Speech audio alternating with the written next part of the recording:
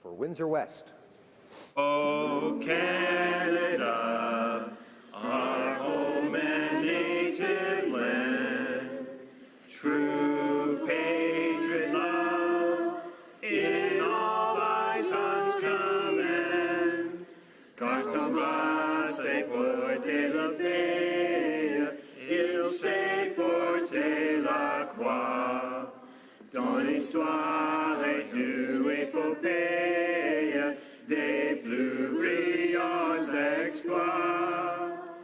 God keep our land glorious and free. O Canada, we stand on guard for thee. O Canada, we stand on guard for thee.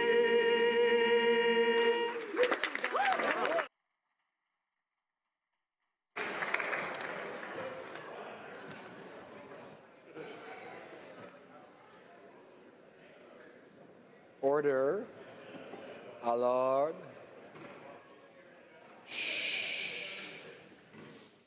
Déclaration des députés. Statements by members. The Honourable Member for Rivière-du-Loup. Thank you, Mr. Speaker. Mr. Speaker, one of the fundamental roles of a government is to ensure the safety of its people. This is a fundamental part, the foundation of a democracy. Today we'll be voting on Bill C-349, which will establish a list of criminal organizations, as there already is one for terrorist organizations. This list will assist law enforcement agencies in doing their work. It is a good bill that will contribute to the safety of families. It is also one more tool to fight effectively against organized crime. The Justice Committee will be able to amend the bill if it feels that is appropriate. I do not claim that this is a magic solution to the problem, but the principle of this bill must be adopted. Let us support Bill C-349. Let us send this bill for consideration to committee. Let us take up the fight against organized crime. I'm calling on the courage and sense of duty of this House. Thank you, Mr. Speaker. The Honourable Member for Thérèse de Blainville. Mr. Speaker, today I would like to honour an influential man and a visionary in our community. Mr. Paul Larocque is leaving political life after 24 years of exemplary public service as mayor of Bois-des-Filions. Mr. Larocque decided to devote more time to his family and to new professional challenges after having been elected 6 times. A testament to the appreciation the citizens of his city feel for him. I share that appreciation, having known Paul personally, having had the opportunity to work with him over the past 18 years on many files, the A19 to name but one, and having had the honor of calling him a friend. Known for his integrity, his social and political involvement, his economic vision, and his courage in the face of adversity, Paul Larocque modernized his city's administration and took on crucial regional issues. Paul, you inspire us and will continue to inspire us. Honourable Member for Calgary Heritage. Mr. Speaker, the City of Calgary is retiring. No, not my hard-working hometown, but rather a Boeing 747 airliner that has shared the city's name since 1989. Calgary aviation enthusiasts have been lobbying KLM to bring the plane to its namesake city before it is retired. Mr. Speaker, I think this is a fantastic idea. The City of Calgary is one of the oldest 747s in the KLM's fleet. Like its namesake, the plane is made of sturdy stuff. It narrowly avoided a crash just months after entering service, losing all power to its engines after flying through a volcanic ash cloud. The City of Calgary remained true to its name, however, and weathered a crisis to soar once more. Although named after my city, the aircraft has never actually landed there. Mr. Speaker, it is my hope KLM will support a Calgary touchdown so the plane can receive a fond and final farewell. The Honourable Member for Vimy. Mr. Speaker, today I am honoured to rise in celebration of the Persons case. On October 18, 1929, this historic ruling to include women in the legal definition of the term person was made by the highest court of appeal in Canada, the Judicial Committee of the Privy Council in London. This ruling gave women the right to be appointed to the Senate of Canada and paved the way to their greater involvement in public and political life. Famous Five, as we know them, were courageous women who pursued the case for recognition. As a woman, I can stand here today unequal to man because of their tireless work, and for that, I and women everywhere are forever indebted to them. We owe it to them and other groundbreaking women, past and present, to continue the fight for gender equality and women's autonomy. Thank you, Mr. Speaker. The Honourable Member for Timmins, James Bay. Mr. Speaker, the boy, Canada's boy, has gone home to Fiddler's Green, and we are devastated by the loss of Gord Downey. The Tragically Hip have been the soundtrack of our nation, that cranked up rowdy arena rock band that was both profoundly intimate and profoundly Canadian. I had the honour of knowing Gord a bit in my days as a musician. He wasn't just an incredible artist. He was a decent, loving human being who believed the world could be a better place. And in the face of his own mortality, he took his suffering and brought our nation on a journey of reconciliation and justice, because Gord wanted the nation to know that there are thousands of Chani Wenjaks out there today trying to find their way home from a system that has robbed them of their families, of their identity, and their culture. Go to the angels, Gord, and rock that choir, and we will watch those constellations and you reveal themselves one star at a time. Thank you. Merci. Here, here. Well done.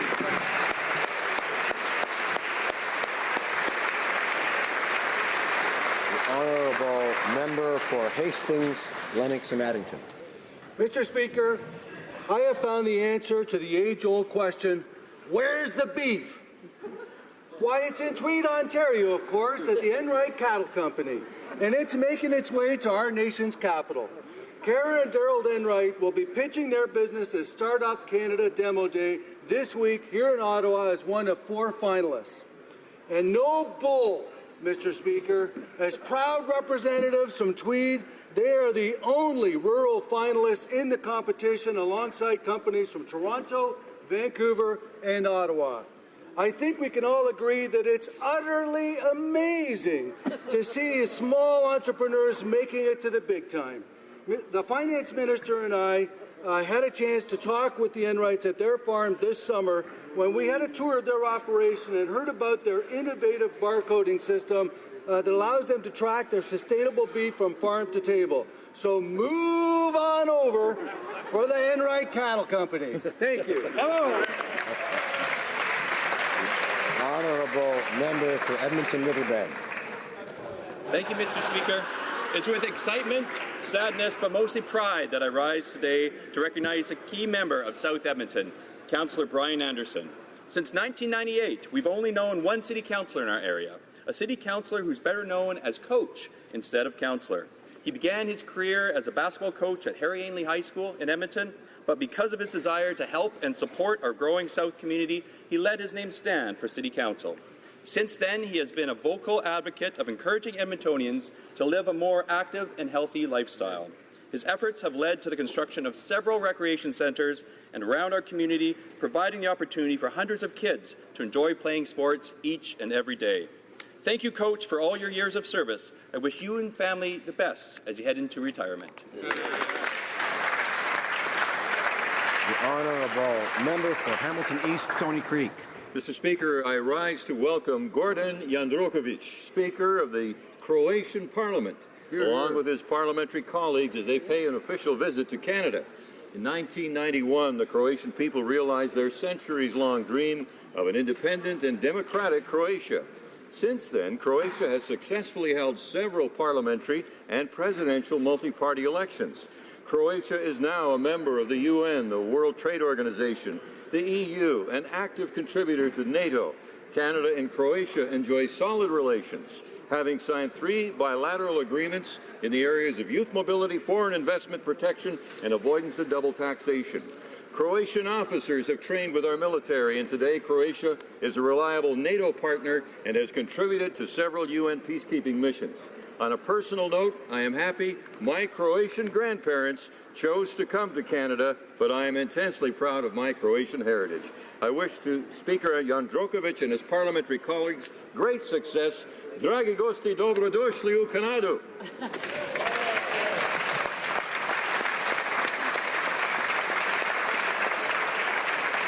The honourable member for Vaughan Woodbridge. Mr. Speaker, we all know home is where the heart is. Today I recognize a Canadian success story, an incredible organization, the Green Park Group, which is celebrating its 50th anniversary. In 1958, at the age of 19, an ambitious Carlo Baldassarre immigrated to Canada from Italy. Entrepreneurial spirit, Carlo co-founded the Green Park Group, which has built homes for over 72,000 Canadian families. A home is where our children grow up, where we make memories and communities come to life. Understanding this, Green Park Group has established itself as one of the largest Canadian home builders and whose generosity and charitable initiatives know no bounds. Local businesses are the backbone of our economy, Mr. Speaker, and I am proud to represent a community with so many success stories. To colleagues to join me in congratulating Carlo, his passion for success, and the entire team at Green Park Group for 50 years of building communities. Thank you, Mr. Speaker. The honourable member for Leeds, Grenville, Thousand Islands and Rideau Lakes. Mr. Speaker, I join with Canadians from all walks of life today with a heavy heart and offer condolences to the family and fans of legendary frontman of the tragically hip Gord Downey. As someone who grew up in Gananoque, just a few minutes from his hometown of Kingston, I had the pleasure of seeing Mr. Downey and the Hip many times from their early beginnings when they played the Nash in Gananoque and the Lakeview Manor in Kingston.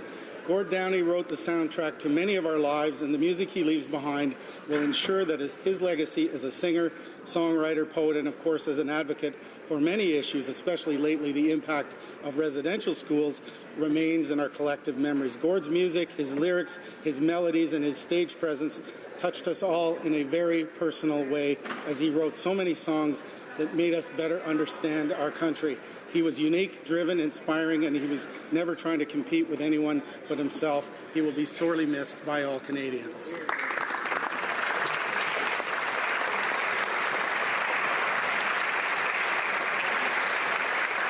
The honourable member for Willowdale.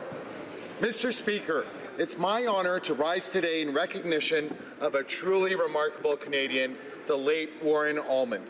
Mr. Almond, as we all know, was the Member of Parliament for Notre-Dame-du-Grâce from 1965 to 1997 and served variously under Prime Minister Pierre Elliott Trudeau as Minister of Corporate and Consumer Affairs, Indian Affairs and Northern Development, and as Solicitor General. As Solicitor General, Mr. Almond cemented his legacy as a tireless defender of human rights both in Canada and abroad, and played a key role in the landmark abolition of the death penalty in Canada in 1976. In remembrance of his untimely death last year, I invite all members of this esteemed House to join the Almond family this evening at a reception in the Wellington Building to celebrate the life and legacy of this remarkable Canadian. Thank you, Mr. Speaker. Good job.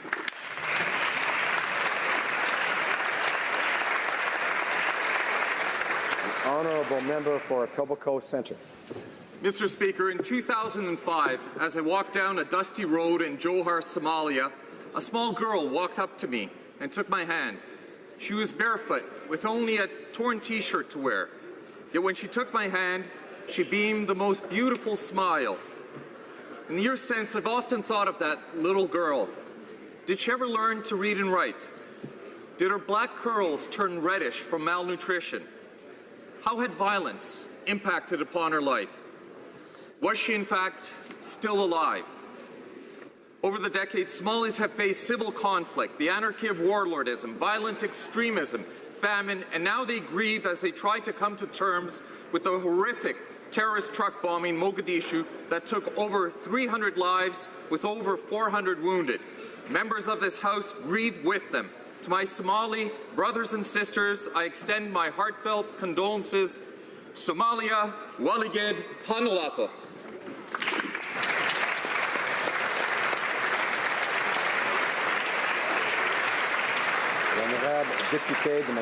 The honourable member for Mégantic-L'Érable.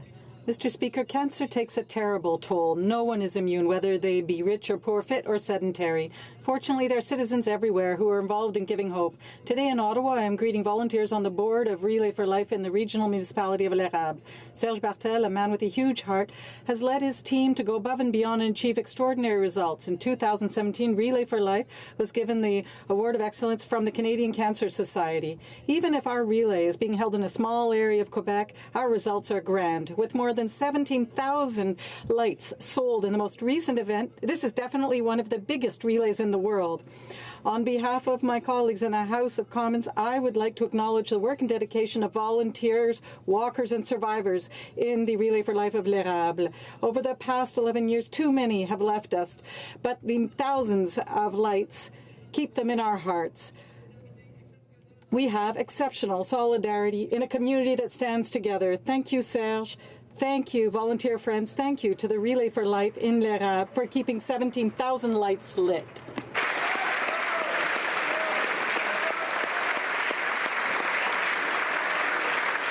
Honourable Member for Surrey Newton. Thank you, Mr. Speaker. Diwali is celebrated across the world, brings people together to reflect on victory of good over evil and the power of knowledge and hope over ignorance and despair. On October 19th, in my riding of Surrey Newton, the Festival of Lights will be celebrated in a big way with an amazing fireworks display at the brightly lit Lakshmi Narayan Mandir with Mata Lakshmi prayers and Kirtan. Also on this day, many of my constituents will be celebrating Bandi Chhod Divas at several gurdwaras throughout my riding. I want all members of this House to join me in wishing all who are celebrating across the great nation a happy Bandi Chhod Divas and happy Diwali. Happy Diwali.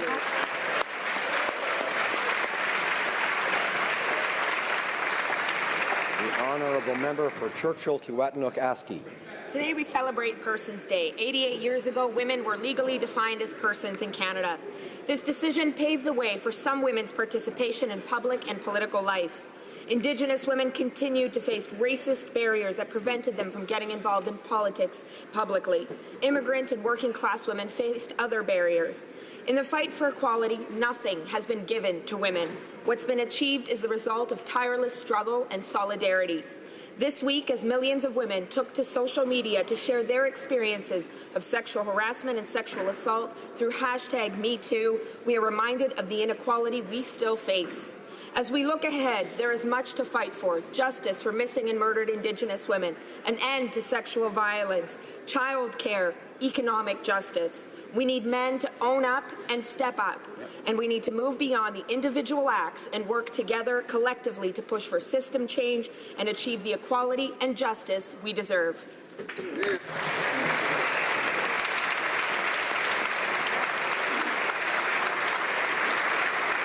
Honourable Member for Parry Sound, Muskoka. Thank you, Mr. Speaker. I also rise today to mourn the death and to celebrate the life of Gord Downie. Gord Downie was a true poet of the Canadian experience, and his band, The Tragically Hip, has chronicled life, love, joy, and justice for over 3 decades. The Hip, of course, and of course its frontman, Gord, was a uniquely Canadian band. All people could relate to them and feel that they were speaking to and about us. Gord, of course, has been in our hearts since his diagnosis. He used his remaining time to maximum effect, championing Indigenous rights and reconciliation. His sense of social justice was legitimate, and his passion burned bright. And of course, the final tour of the Hip last year became an iconic Canadian moment. It felt like all Canada came together because in Gord we trust. And so, as we bid farewell to Gord Downie, we express our condolences to his family and express confidence that Gord Downie's example will help us live with no dress rehearsal, because this is our life. Thank you, Mr. Speaker.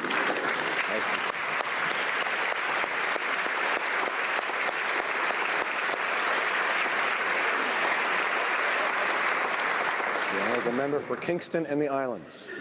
Mr. Speaker, I rise today to recognize the passing of a true Canadian legend, Gord Downie.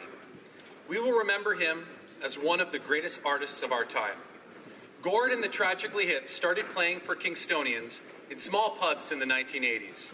Quickly winning over the hearts of Canadians, they rose to be known as Canada's band thanks to Gord's stories through his songs, his wild antics, and his rantings on stage.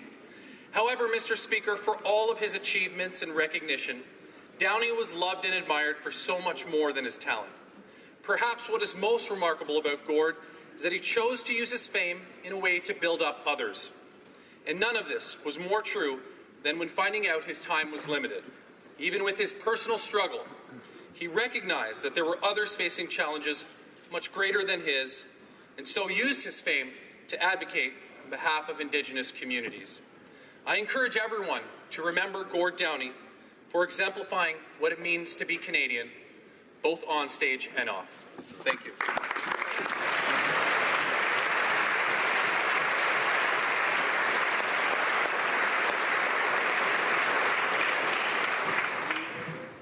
I understand that there is agreement for a moment of silence in honor of the late, great Gord Downey, and I invite members to stand.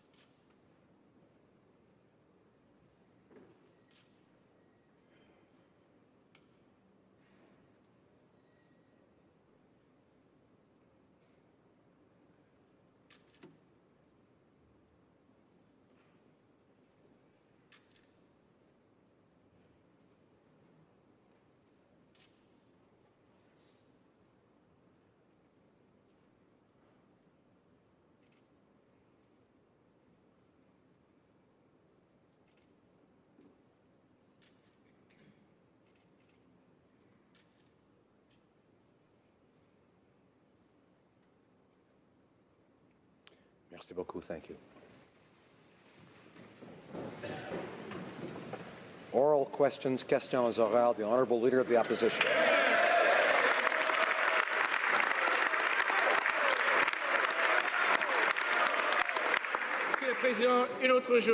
Mr. Speaker, another day, another scandal involving the Minister of Finance. We learned yesterday that the Minister of Finance continues to have active control over all of his personal assets. In his family business, millions of dollars. So, when did the Prime Minister learn that the Minister of Finance still controlled millions of dollars in personal wealth? Right Honourable Prime Minister. Mr. Speaker, the Minister of Finance was elected nearly 2 years ago, and at that point he consulted the Ethics Commissioner and followed all of her advice. That's what people expect in this place, and that's what Canadians expect. Furthermore, Mr. Speaker, the Minister of Finance just wrote a letter to the Ethics Commissioner to see if there's anything else that he could do to go above and beyond that original request to show the highest level of integrity which Canadians and everyone in this House expect. The Honourable Leader of the Opposition. Ooh, a letter, Mr. Speaker. Well, the Prime Minister can't defend this conflict of interest. The Minister of Finance develops bills and laws that could have a considerable impact on any investor.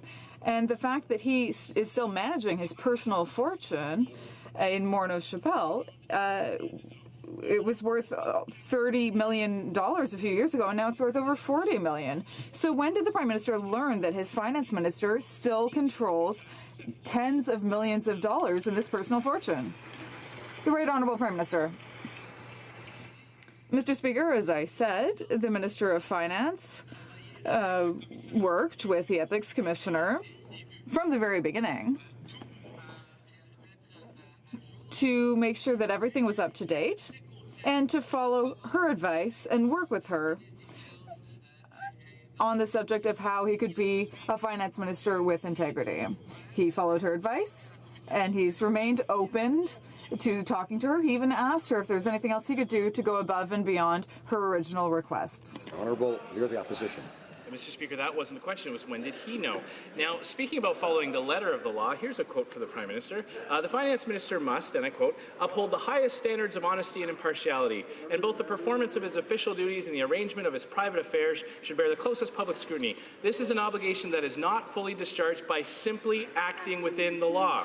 Now, you know who said that? The Prime Minister in his mandate letter to the Finance Minister. So once again, when did the Prime Minister become aware of the Finance Minister's conflict of interest? Honourable Prime Minister. Mr. Speaker, when the Finance Minister first got elected 2 years ago, he approached the Ethics Commissioner, as many of us did, to talk about his situation and to ask her advice on how he could ensure that all the rules and all the principles are followed. He followed all of her advice and indeed has recently asked her if there's more he can do to go above and beyond what she originally asked of him. That is the kind of integrity Canadians expect from all members of this House.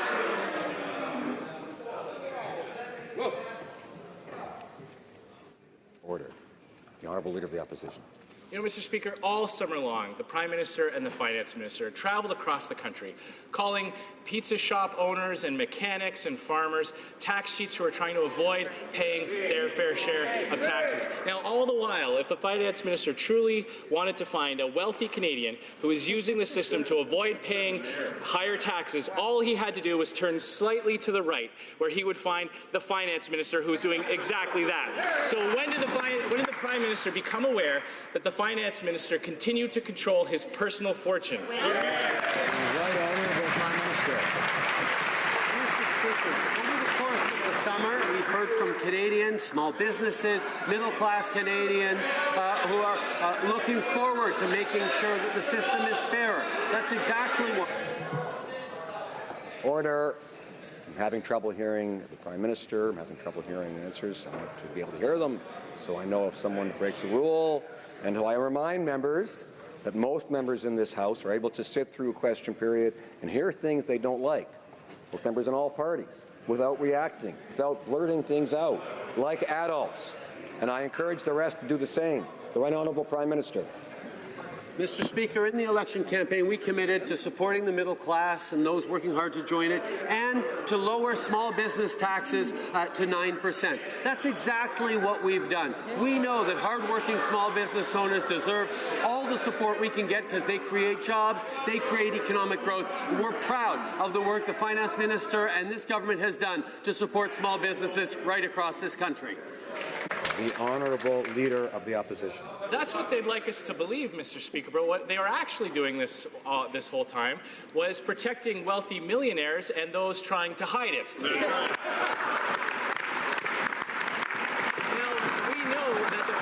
Minister still owns $40 million in shares in his family business, Maurice Chappelle, a business the minister is responsible for regulating. That business will directly profit off of target benefit pension plans, which the Liberals are introducing in Bill C-27. So can the Prime Minister confirm that his Finance Minister recused himself from any and all discussions on that bill? Honourable Prime Minister.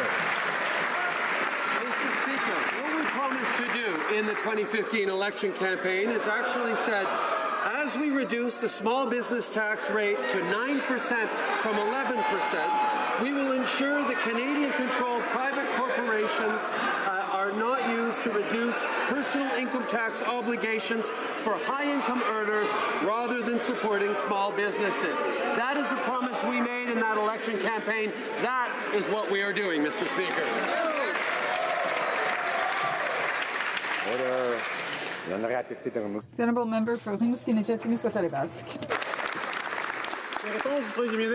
Prime Minister's answer doesn't make any sense. The Minister of Finance is trying to justify his unjustifiable position through a loophole, which the Ethics Commissioner asked to be closed in 2014.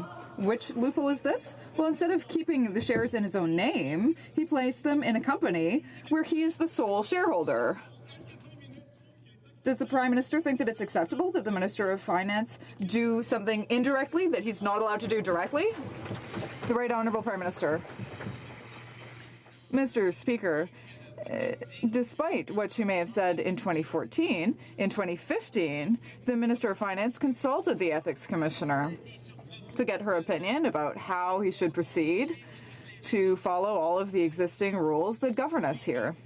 He followed the recommendations that she made, and as he said, he's always available to do more if she recommends that he do so that he can go above and beyond her original request. The Honourable Member for Rimouski-Neigette, Basque.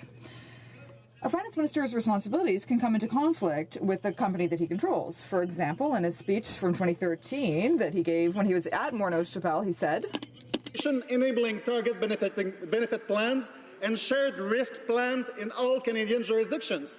In 2016, he tabled Bill C-27, which does exactly that, and which will directly benefit his company.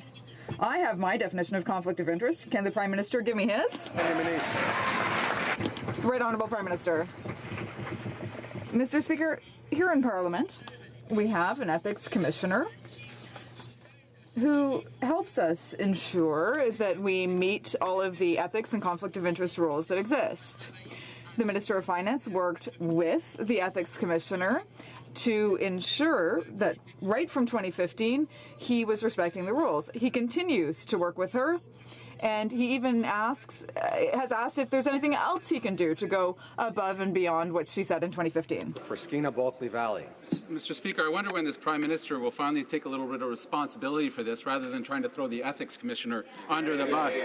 Instead of selling millions in Morneau-Chapelle shares or even putting them in a blind trust, the Finance Minister chose to stuff them into a numbered company. He personally owns 1/3 of this company, while the other two-thirds are owned by a second company. And who owns that second company? The Finance Minister does. So what happens when you add 1/3 and 2/3 other than a Finance Minister in a whole mess of trouble? Yeah. You're right, Honourable Prime Minister. Mr. Speaker, I think the member opposite needs to take a sharp look at who he's throwing under the bus. The Finance Minister worked with the Conflict of Ethics Commissioner, followed her recommendations and advice, and has continued to. The fact is, by following the rules, by following her recommendations... Order. I'm unable to hear the answer. Order. I know that members all want to have order.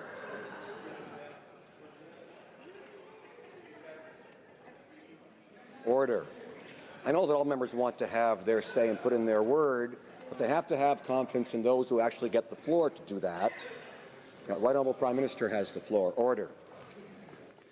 Mr. Speaker, in this place we have a Conflict of Ethics and Interest Commissioner in whom we have confidence.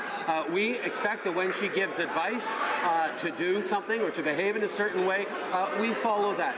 That is why we continue to have confidence in the Conflict of Interest and Ethics Commissioner and the advice she gives to us all. The Honourable Member for Skeena-Bulkley Valley. The conflict of ethics, Mr. Speaker. I think that's what they call guilty in a court of law. Only liberals can find virtue in coming clean after you get caught. The Prime Minister says that putting their holdings in a blind trust, and is his words, quote, the gold standard. The opposition, the media, Canadians, even liberals, even the company Morneau-Chapelle all believed that the Finance Minister had placed his wealth in a blind trust. And you know what? He never once corrected the record. A clear question to the Prime Minister. Did he know? And if he did know, what did he do about it, or does he even care? Right Honourable Prime Minister.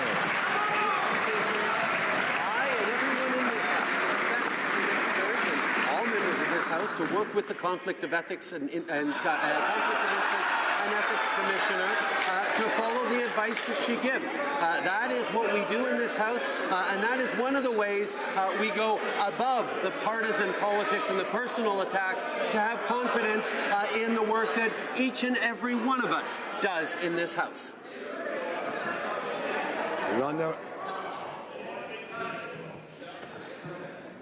Alors. Order. The Honourable Member for Richmond North Athabasca. Mr. Speaker, here's what we've observed. The Prime Minister hid his holiday on a private island from the Ethics Commissioner, and now the Finance Minister did the same thing for 2 years by hiding his French villa and by refusing to put his assets in a blind trust. Mr. Speaker, when did the Prime Minister learn that his Finance Minister held assets in his company? in a sector that he himself regulates, that he fully controls? The Right Honourable Prime Minister. Mr. Speaker, I've already answered this question. We know well that the Finance Minister worked with the Ethics Commissioner to ensure that all of the rules were respected when it came to his personal assets. But again, we are working very hard to deliver on our promises for the middle class, for small businesses. We've lowered taxes for small businesses we're going to lower them to 9%. We lower taxes for the middle class. We increase them on the wealthiest, and we will continue to do exactly that. The Honourable Member for Richmond North Arvesca. It's unbelievable, Mr. Speaker.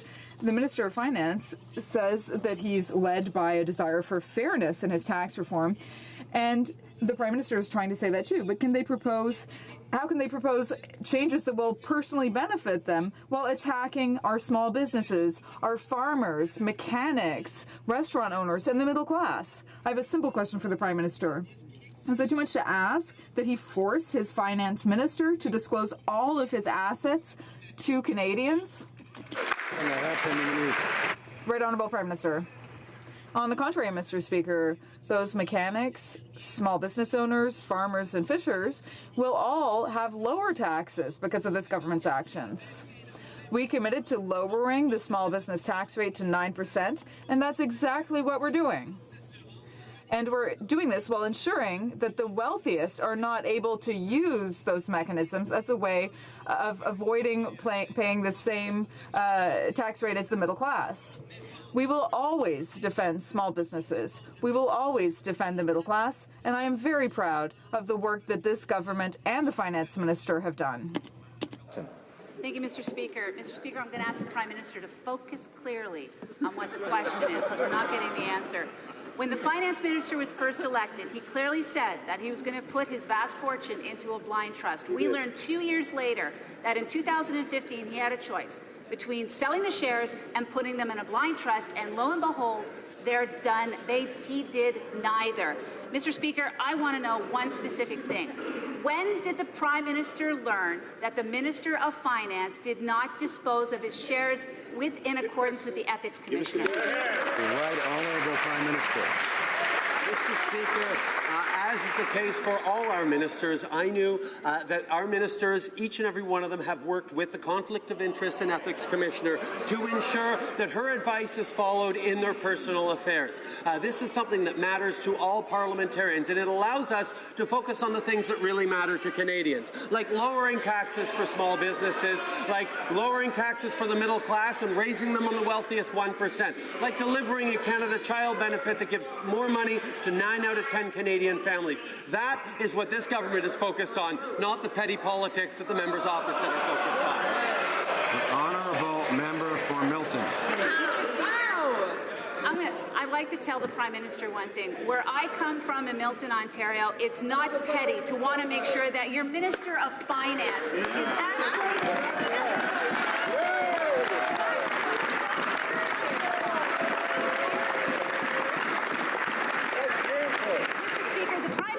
in this House is now shrugging off responsibility. It's a personal matter. It's not his to look after. It absolutely is. And a shame on the Prime Minister for not having the decency of ensuring that his Finance Minister is following the law.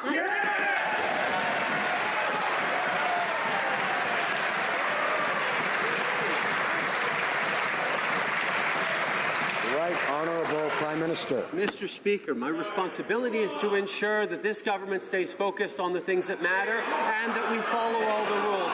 That's why the Conflict of Interest and Ethics Commissioner gave clear advice to the Minister of Finance, which he followed and which he will continue to follow. And if she wants to make any more recommendations, he will be happy to go above and beyond. We remain focused on the folks in Milton, the folks in 337 other ridings across this country, as we lower taxes for the middle class, as we raise them on the wealthiest 1%, as we lower taxes for all small businesses, Mr. Speaker. Honourable Opposition House Leader. Mr. Speaker, after months of calling hardworking Canadians tax cheats, we now know that the Minister of Finance found a loophole and has all of his Morneau Chappelle shares, by the way, about $40 million worth of them, tucked away for a rainy day in a numbered company in Alberta. The hypocrisy of this is mind-boggling. But what is beyond mind-boggling is the Prime Minister defending this, saying he knew about it all along, and he's perfectly okay with it. Is that where the Prime Minister stands today on this finance minister's using loopholes to cover up and protect his assets? Is that what we're hearing? Right, Honourable Prime Minister. Apparently, unlike the members opposite, I still have confidence in the Conflict of Interest and Ethics Commissioner. She gave clear advice to the Minister of Finance. He followed that advice. One of the reasons we have a Conflict of Interest and Ethics Commissioner is to avoid the gutter politics that the members opposite are involved in right now, making wild accusations when the Conflict of Interest and Ethics Commissioner is there to protect members on this side of the House and members on that side of the House. We have a system in which Canadians can be proud. We will continue to defend that system. The Honourable Order. The Honourable Opposition House Leader. Mr. Speaker, the fig leaf that the Prime Minister is trying to hide behind is getting smaller and smaller by the moment. Mr. Speaker, we have a Minister of Finance who has for the past 2 years owned tens of millions of dollars worth of shares in Morneau Chappelle. All the while he's been doing two things. First of all, making a whole lot more money in the last 2 years. Second of all, enacting legislation that benefits that company.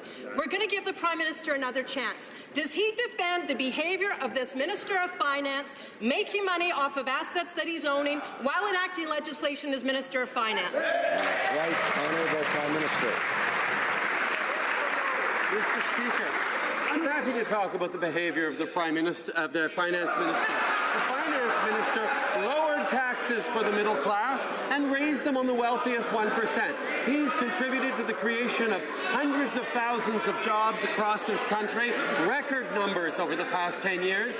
We now have the fastest growing economy in the G7.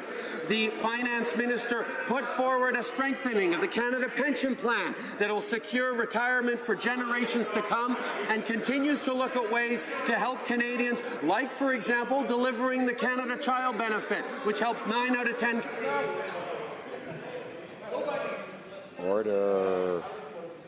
Honourable Member for Selkirk, Interlake, Eastman, I'd ask to listen. The Honourable Member for Berthier-Masquinongé.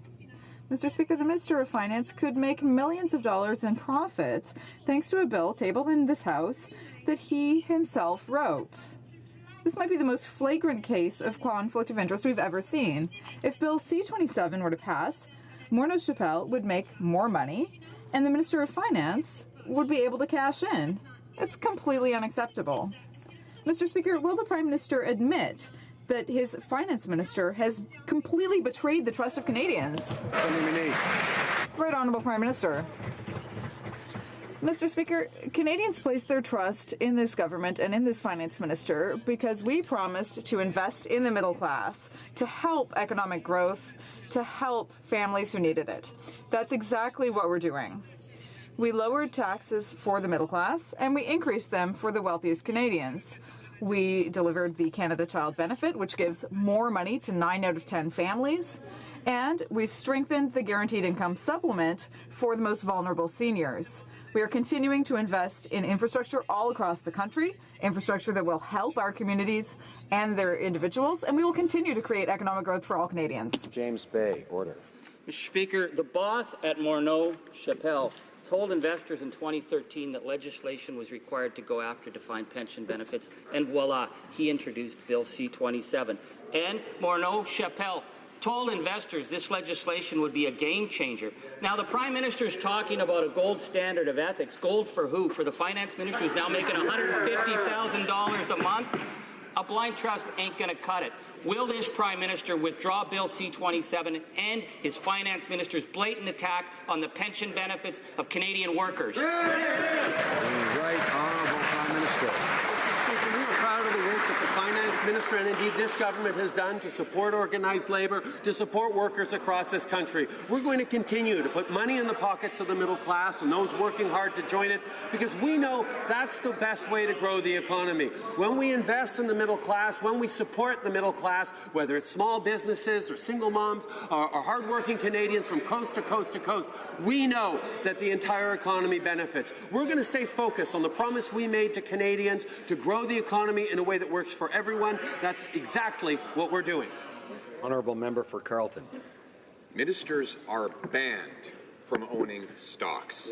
To get around that, the finance minister stuffed his stocks in a numbered company in Alberta. While finance minister, he earned $13 million in gains from a financial company that he regulates. When did the Prime Minister learn that his finance minister had over $40 million in stocks in a company that he regulates? Honourable Prime Minister. Apparently, unlike the members opposite, I have confidence in our Conflict of Interest and Ethics Commissioner, who was fully updated on all the personal situations of every member of our government, and who worked with each one of them, including the Minister of Finance, to ensure that everything they did was conform to the rules and to the principles that govern this place. We will continue to be fully confident in the capacity of the Conflict of Interest and Ethics Commissioner to do her job, and I really would recommend that the members opposite do as well. Order. I'm going to ask the honourable member for Battle River Crowthorne to try to restrain himself. I'm sure we all listen to the questions and the answers. Honourable member for Carleton. Mr. Speaker, this finance minister used a loophole to keep himself invested in a financial company which he regulates. He earned $13 million while finance minister through the use of that loophole. Wow. All the while going across the country calling honest plumbers and farmers tax cheats. Mr. Speaker, when did this finance minister know that his finance minister had shares in Morneau Chapelle? Honourable Prime Minister. Mr. Speaker, the finance minister has helped us in a time when we have the fastest growing economy in the G7. He has lowered taxes on the middle class and raised them on the wealthiest 1%. He increased the guaranteed income supplement for our most vulnerable seniors. He strengthened the Canada Pension Plan for future generations. He's been finance minister through investments in infrastructure across this country. They're going to create millions of good jobs and secure our communities and their futures for many years to come. These are the kinds of things that Canadians expect from this government. These are the things that we're staying focused on. Honourable member for Carleton. The finance minister is actually staying focused on something else, and that is growing his family fortune. Yes. He used a loophole in order to get around the ban on ministers owning stocks. Shameful. This is the finance minister, the country's most powerful financial decision maker, and he kept secret from the Canadian people over $40 million of investments that he had in a company that he regulated. Unbelievable. When did the Prime Minister learn that? Yes. Right, Honourable Prime Minister. The finance minister has contributed to the creation of over 400,000 new jobs, most of them full-time across this country. Since December 2015, unemployment rate has dropped from 7.1% to 6.2%, the lowest point in nearly 9 years. We have cut taxes for the middle class by raising them on the wealthiest 1%. We have ended the sending of conservative child benefit checks to millionaire families so we could give more money to 9 out of 10 Canadian families and cut child poverty by 40%. These are the things the finance minister has been focused on. These are the things Canadians elect this government to deliver. The honourable member for Carleton. Well, based on public filings, Morneau Chapelle has been sending million-dollar checks to this millionaire finance minister, Mr. Speaker. He has continued to own shares in a publicly traded company that he regulates. This is the finance minister, the man who's supposed to regulate our financial markets, and yet he has a $40 million secret stake in one of the most powerful companies in the country. When did the Prime Minister learn these facts? Honourable Prime Minister. Mr. Speaker, I can understand why the members opposite just want to make personal attacks and sully the good name of members across this way because they have nothing to say on the substance of what we're doing. For months we heard them shrieking.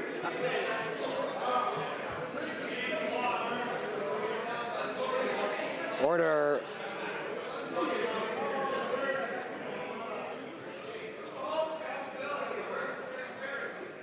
Order. Right Honourable Prime Minister has the floor. For months, Mr. Speaker, the members opposite went on and on about how we were attacking small businesses, even though we were doing no such thing. We demonstrated that we are moving forward on keeping our electoral commitments to lower the small business taxes to 9%, while at the same time ensuring that the wealthiest Canadians didn't benefit from tax advantages that the middle-class Canadians do not. This is our focus, Mr. Speaker, and it's no wonder that they have nothing to do but sling mud. Honourable Député. The Honourable Member for Salaberry-sur-Roi. Order. The Liberals are pitiful, Mr. Speaker. During the election campaign, the Liberals promised to change our inadequate laws regarding bankruptcy and put an end to the theft of pensions, but still nothing 2 years later. If they had acted sooner, they could have protected Sears workers and retirees. It's as though their promise no longer exists. Radio silence. Strangely, today we found out that Morneau Chappelle, that will be in charge of Sears Canada's liquidation plan. I'm hearing echoes of the sponsorship scandal. Has the Prime Minister forgotten his promise because the status quo? The Right Honourable Prime Minister. Mr. Speaker, I expect this cynicism from the Conservatives, but it's very disappointing to hear it from the NDP. We will continue to work with Canadians and with workers who are going through hard times, especially in the retail sector. And we will continue to support families, workers, our seniors, to make sure that they can trust in their future. That's what this government is doing every day, and it's what we will continue to do. Member for Hamilton Mountain. They certainly ain't supporting the middle class, that's for sure. Mr. Speaker, workers at Sears Canada are very worried about whether their pensions will be protected. But guess who has been appointed to administer Sears Canada's pension plan? Morneau Chappelle. This is a company that advocates transferring more risk from employer to employee. This government promised they would fix our bankruptcy laws, but they have done nothing. Furthermore, if Bill C-27 becomes law, the finance minister will profit off workers getting stuck with weak pensions. So, simple question for the Prime Minister. Is this the real change he promised working Canadians? Right Honourable Prime Minister. Mr. Speaker, our hearts go out for the workers who are affected by the decisions taken by Sears. We're making every effort to connect Sears employees and pensioners with programs and services that will help them get through this tough time. I understand current Sears Canada pension fund assets are held in trust and must be used solely for the benefits of pensioners. Service Canada has been meeting with representatives of Sears Canada to ensure a rapid national and coordinated response to meet the needs of the impacted employees. Approximately 80 sessions have already been delivered across this country. The Honourable Member for Brampton North. Mr. Speaker, this year is the 38th Small Business Week, which celebrates Canada's entrepreneurs and small businesses, from mom-and-pop shops in Brampton, like Tea by Daniel, to innovative giants. Small businesses truly are the backbone of the Canadian economy. This week, over 208 events being held from coast to coast to coast give entrepreneurs the opportunity to network, access business advice and solutions. Could the Prime Minister tell us how our government is helping small businesses in Canada? Honourable Prime Minister. Mr. Speaker, I thank the member from Brampton North for her question. Our government always has and always will support hard-working Canadian entrepreneurs and small business owners. This week, we announced that we are delivering on our commitment to reduce the small business tax rate to 9%, and that you would have to have, at 5% returns, over $1 million sitting in your account to be impacted by our proposals. We all benefit when Canadian businesses are strong and creating good middle-class jobs for Canadians and those working hard to join the middle class. The honourable member for Lévis-Lobinière. Mr. Speaker, by secretly keeping his shares in the financial services company that he heads, the Minister of Finance was able to collect $13 million in passive income and capital gains in the 2 years since he took office. Ministers cannot hold shares. To get around this rule, he put his shares in a numbered company in Alberta. He got around the ethics and paid less in taxes. Mr. Speaker, when did the Prime Minister find out that his Minister of Finance was using a loophole to hold shares in a company that he runs? The Right Honourable Prime Minister. Mr. Speaker, what's troubling is not just these personal attacks against the Minister of Finance, it's the attacks against the Ethics Commissioner, because the Minister of Finance worked with her to make sure that everything was in line with the principles in place and will continue to do so. If there are other recommendations to go beyond previous recommendations, he will continue to do so. Honourable member for Thornhill. Mr. Speaker, a question through you to the Finance Minister, though we know the Prime Minister is speaking for the Finance Minister again today. It's a simple question, which I hope the Finance Minister will make himself available to the House to answer sooner than later. Mr. Speaker, when did the Finance Minister advise the Prime Minister? When did the Prime Minister learn that Canada's Chief Financial Officer so deliberately offended the spirit of the ethics law? Right Honourable Prime Minister. Mr. Speaker, I'm pleased to once again highlight that during Prime Minister's question period on Wednesdays, I'm happy to take all questions from all members opposite. Furthermore, in the time that the Finance Minister has been elected, he worked with the Conflict of Interest and Ethics Commissioner to ensure that his personal holdings conform with the rules, principles and laws that regulate us all in this place, and will continue to do exactly that. Honourable member for Chilliwack Hope. The Finance Minister has been secretly holding $40 million of shares in a financial services company. The Minister regulates pensions. His company administers pensions. He introduced a bill to promote target benefit pension plans. His company administers those plans. His tax proposal coerces small businesses to open individual pension plans. His company sells those plans. When did the Prime Minister learn that his Finance Minister still owns $40 million of shares in a financial services company he regulates as Minister? Honourable Prime Minister. Mr. Speaker, it's actually fairly interesting. For months, we heard nothing from the Conservatives except concern about our proposals to make the tax system fairer. And yet, now that we've laid out what we are doing and we're always intending on doing, they have nothing to say about that. They have fallen back on personal attacks, on throwing mud, on calling into question not just the Finance Minister's ethics, but the Ethics and Conflict of Interest Commissioner herself. That is really where the members opposite have ended up, because they know that the proposals we put forward for small businesses and Canadians are the right ones.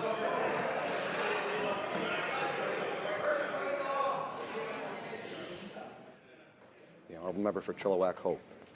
The Finance Minister is forbidden from owning stocks in finance companies, but he used an ethics loophole to stash the stocks in a numbered company in Alberta. So the same Finance Minister who's called farmers and plumbers tax cheats for using what he calls loopholes used an ethical loophole to keep his stocks, which have made him $13 million while he's been the Minister of Finance. When did the Prime Minister learn that his Finance Minister used ethics loopholes to pocket $13 million by owning stocks in a company he regulates as the Minister of Finance? Right Honourable Prime Minister. And now we clearly, Mr. Speaker, that the supposed concern the members opposite had for plumbers and farmers and electricians and small business owners was nothing. Because as soon as we put forward the proposals that demonstrate that we are going to be supporting small businesses while making sure that the wealthiest Canadians pay their fair share of taxes, they have nothing to say on that. They completely forget all the arguments they made over the past months and do nothing but personal attacks and slinging mud both at the Finance Minister and the Conflict of Interest and Ethics Commissioner. Shame on them, Mr. Speaker. The honourable member. Order.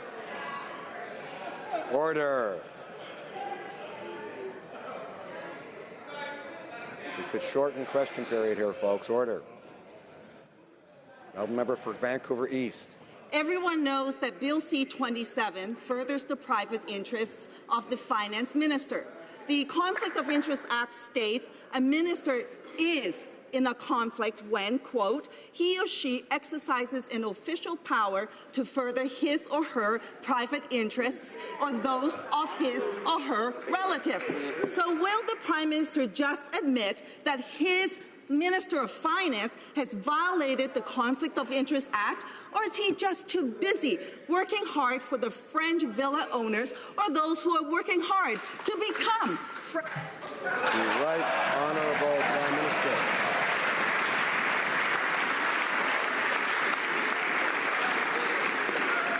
Mr. Speaker, our focus remains on supporting the middle class and those working hard to join it. That's exactly why what we've been doing, lowering taxes for the middle class, raising them on the wealthiest 1%, delivering a Canada Child benefit that helps 9 out of 10 Canadian families, staying focused on strengthening the guaranteed income supplement for our vulnerable elderly seniors, or helping students get back to school with upfront grants and more money. These are the kinds of things we're focused on, and all the while we trust in the Conflict of Interest and Ethics Commissioner and the recommendations she makes to each and every one of us in this House.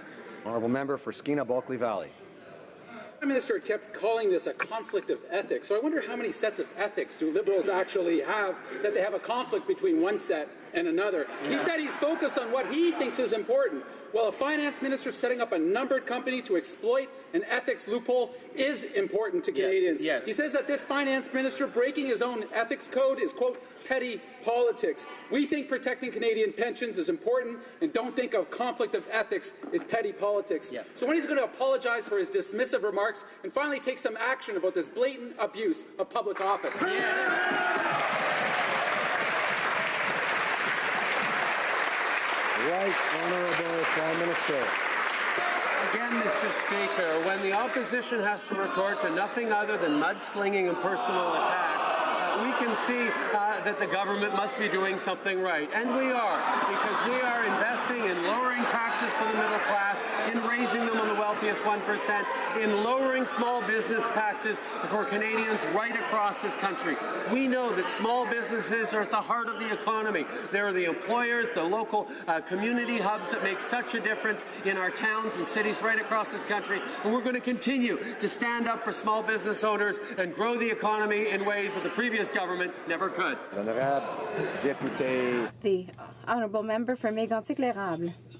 Mr. Speaker, the Liberal government has a serious credibility problem. It's living in a world where the middle class does not have access to it, and the word of this government has a very short life cycle.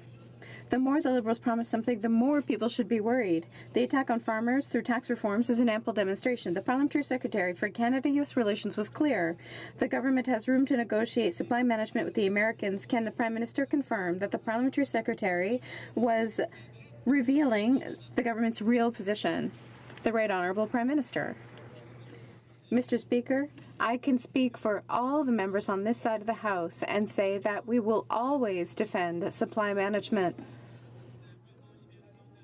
It's a previous Liberal government that implemented it. The Liberal Party and all the members of the government will continue to defend supply management. Unfortunately, the members on the other side of the floor cannot say the same thing. The Honourable Member for Mégantic-L'Érable. On October 11th, during a televised debate recorded and broadcasted in the United States, the Parliamentary Secretary said, "Is there room to discuss and negotiate? Of course." The truth is that the Liberals are ready to make concessions on our own supply management system, contrary to what the Minister and the Prime Minister say. Will the Prime Minister rebuke the Parliamentary Secretary for opening this door to the Americans? Any concession will have disastrous consequences for dairy, egg, and poultry farmers. Will the Prime Minister commit to completely protecting the supply management system? The Right Honourable Prime Minister.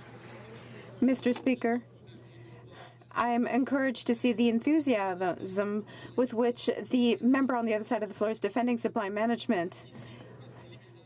Here on the side of the Liberal Party, I can assure you that we will always continue to defend supply management. It's a system that works for our farmers, for our consumers, and we have negotiated many international agreements, but we can do that without infringing upon supply management, which we will always continue to defend. Kamloops, Thompson, Caribou. Mr. Speaker, Jennifer Catchaway's parents have every reason to feel betrayed. They lost their beautiful daughter, an 18-year-old, on her birthday. They have spent years waiting to tell their story, and at the Murdered and Missing inquiry, they were told, "Oh, you can have a couple of minutes, that's it." The Prime Minister is responsible for this process. How can he justify such an insult to the victims of murdered and missing Indigenous women? Prime Minister.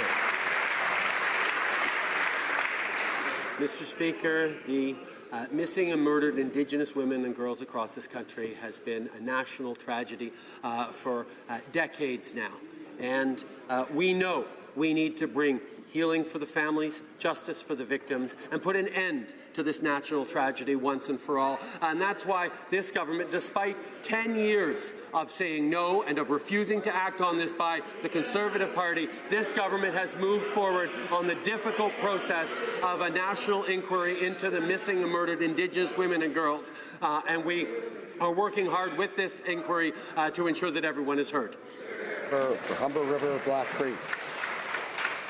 Mr. Speaker, October 18th is Persons' Day, a day which marks a pivotal moment in Canadian history, when in 1929 women were legally recognized as persons under our Constitution. Can the Prime Minister please tell this House how we can honour the legacy of the famous five who stood up for women's rights and to advance gender equality in Canada? Thank you. The Prime Minister. Mr. Speaker, I thank the member from Humber River Black Creek for her question and for long-time advocacy on behalf of women's rights in this House. Famous Five member Nellie McClung once said, "Yesterday's successes will not do for today. Women must claim the place they have won." Although 80 years later, women and girls are claiming their place, there remains much more to do for gender equality to become a reality. On Persons' Day this year, let's renew our commitment to make a difference in the lives of women and girls and ensure everyone's voice is heard, regardless of their gender identity. The Honourable Member for Beauce. Mr. Speaker, the government will have to approve in a few weeks the sale of C-Series from Boeing to Airbus. We know that the government gave millions of dollars to Boeing, or rather to Bombardier, to help out with the C-Series. Now, Canadian taxpayers need to be repaid. My question is simple. Given the current approval conditions of the agreement between Bombardier and Airbus, will there be a specific condition to repay Canadian taxpayers? The Right Honourable Prime Minister. Mr. Speaker, I can go even further. Not only do we expect we will be repaid for the loans we made to Bombardier, we expect that there will be jobs for Canadian workers until 2041, if not beyond. These are good jobs for the middle class in the aerospace industry, and we will always, as I've always maintained in this House, defend the interests of the aeronautical industry in Canada and the jobs associated with it. Mr. Speaker, Citizens for Public Justice reports people living with disabilities are highly vulnerable to poverty, particularly those facing multiple discriminations. The median income is almost half the median income of those without disabilities. And while we appreciate this government's upcoming legislation on accessibility, we know that people living with disabilities face many more issues. So I ask the Prime Minister, will the Liberals' accessibility legislation address this poverty crisis, or will this government at least offer income support through other means? Honourable Prime Minister. Mr. Speaker, I thank the member opposite for her question. It is something that is of obviously deep concern to her and a deep concern that we share. We know that too many Canadians living with disabilities are faced with economic challenges that other Canadians don't have to face. That is going to be part of our accessibility legislation to ensure that Canada offers the full opportunities for each and every one of us to achieve our potential, regardless of the barriers that we may face. I thank the member for her question. The Honourable Member for Chicoutimi-Le-Fjord.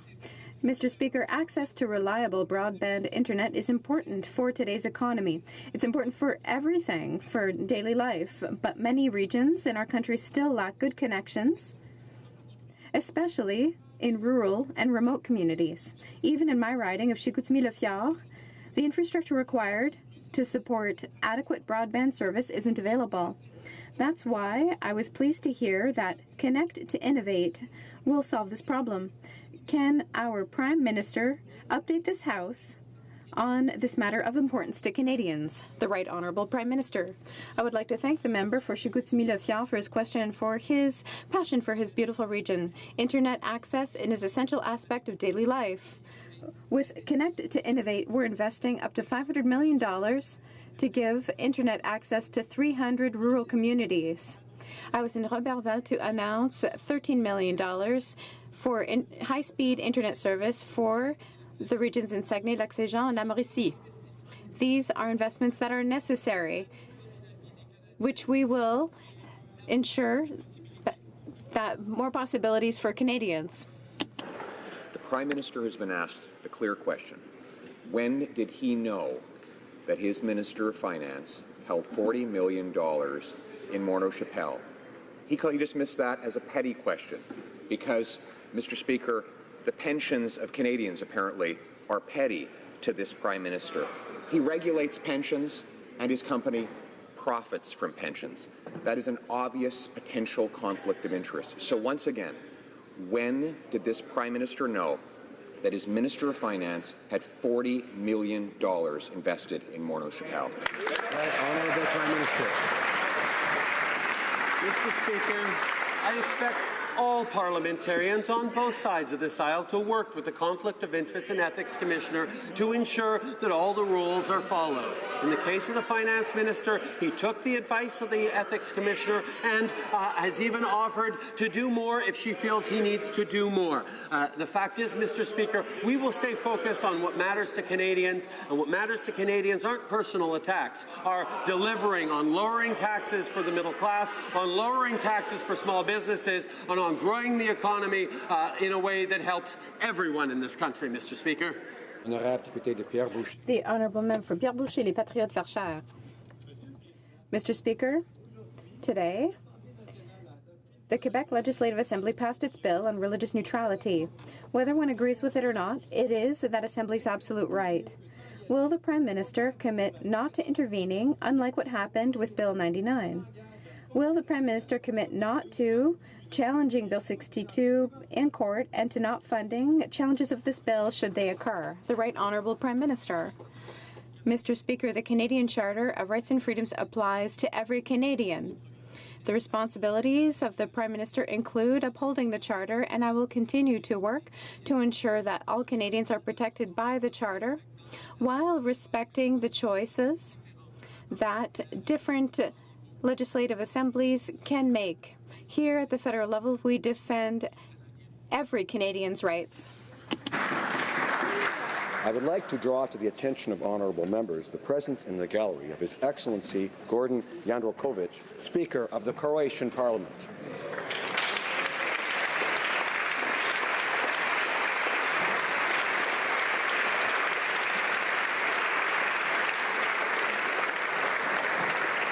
I I would also like to draw to the attention of honourable members the presence in the gallery of the participants in the 14th Canadian Parliamentary Seminar organized by the Canadian branch of the Commonwealth Parliamentary Association. Good.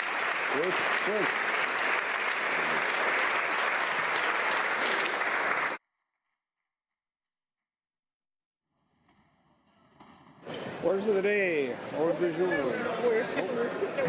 Oh, yeah, sorry. Yes, we got to do routine. I was just kidding.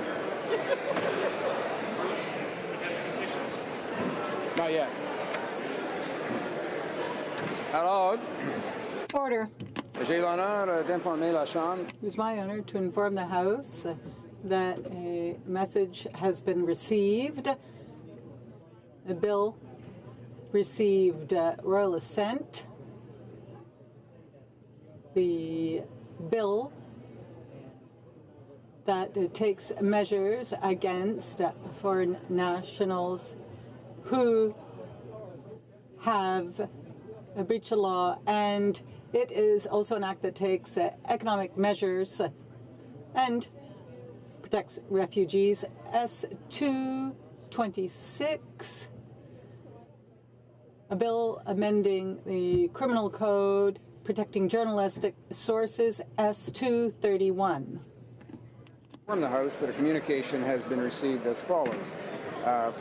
Bills assented to this day, Wednesday, October the 18th, 2017, an act to provide the taking of restrictive measures in respect of foreign nationals responsible for gross violations of internationally recognized human rights, and to make related amendments to the Special Economic Measures Act and the Immigration and Refugee Protection Act, Bill S226.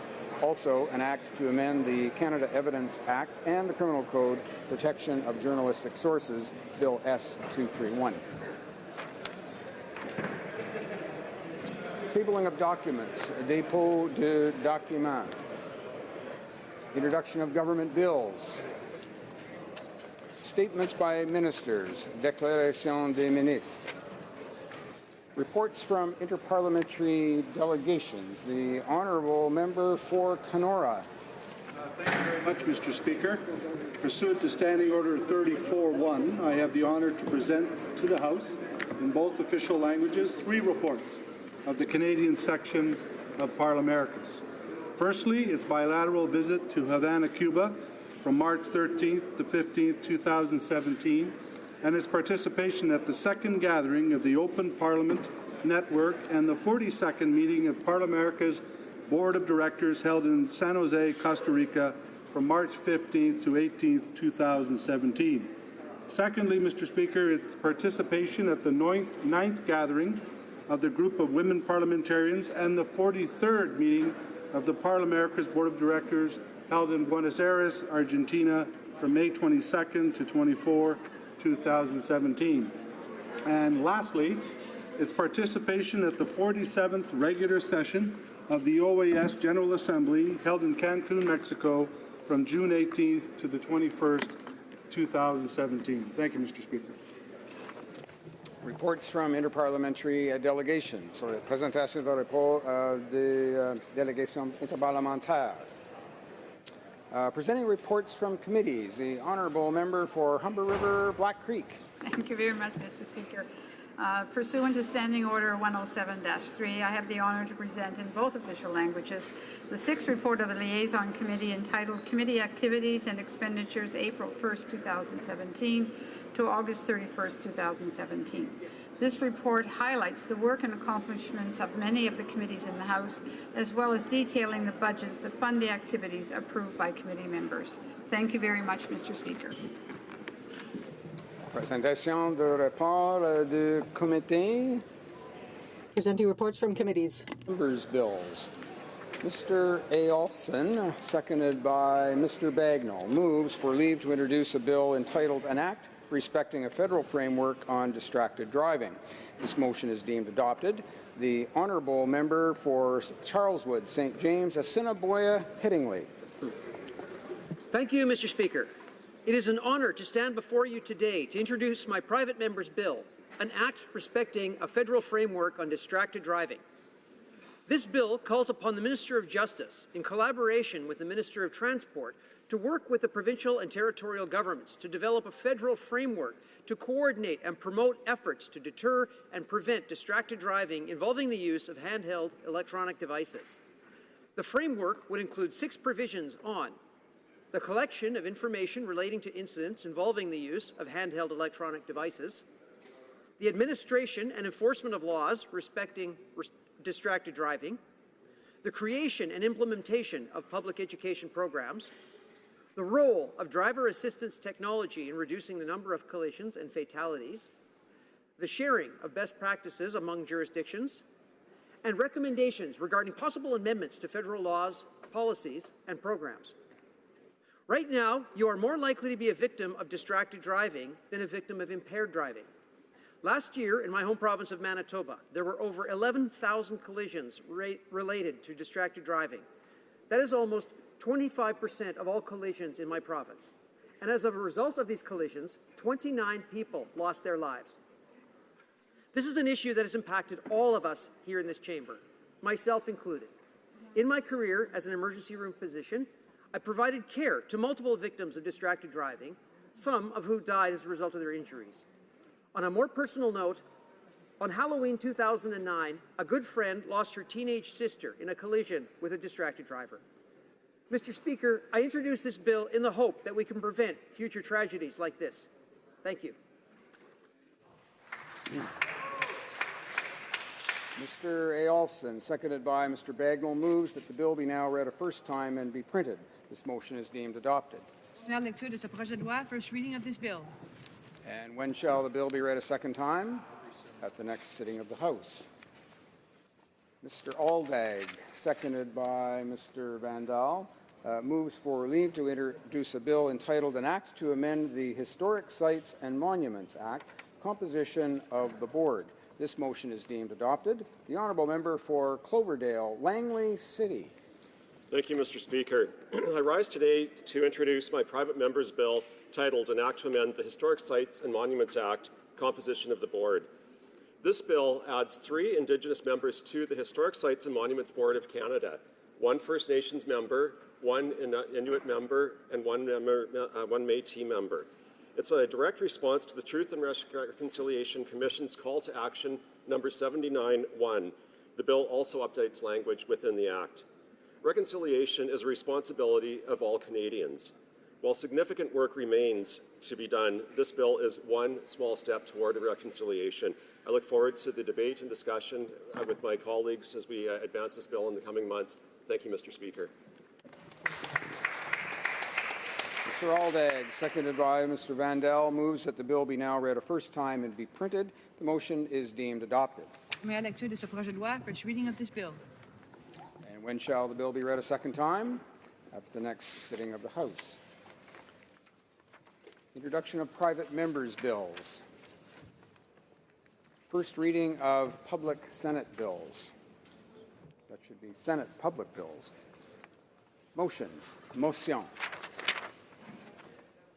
Presenting petitions. Présentation de pétitions. The Honourable Member for Niagara Falls. Thank you very much, Mr. Speaker. I have a petition here from the Greater Niagara Medical Society. I met with them a couple of weeks ago, Mr. Speaker, and needless to say, they're quite concerned about the changes proposed by the Finance Minister.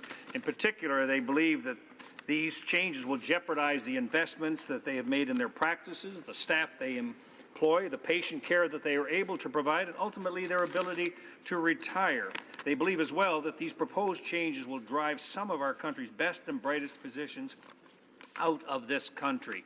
So, Mr. Speaker, they are, needless to say, opposed to what the Minister of Finance is proposing, and so I would like to table this petition. Mr. Speaker, this is not in the usual form, so I would ask the consent of the House to table this petition. Does the honourable member for Niagara Falls have the unanimous consent of the House to table the petition? And it's not in the usual form. Yes? Agreed? No? Okay. Well, the Liberals there's apparently no, don't want to have a petition from the there's- physicians here tabled in the House. there's so no, I'll report that to them. but there's that- no unanimous consent.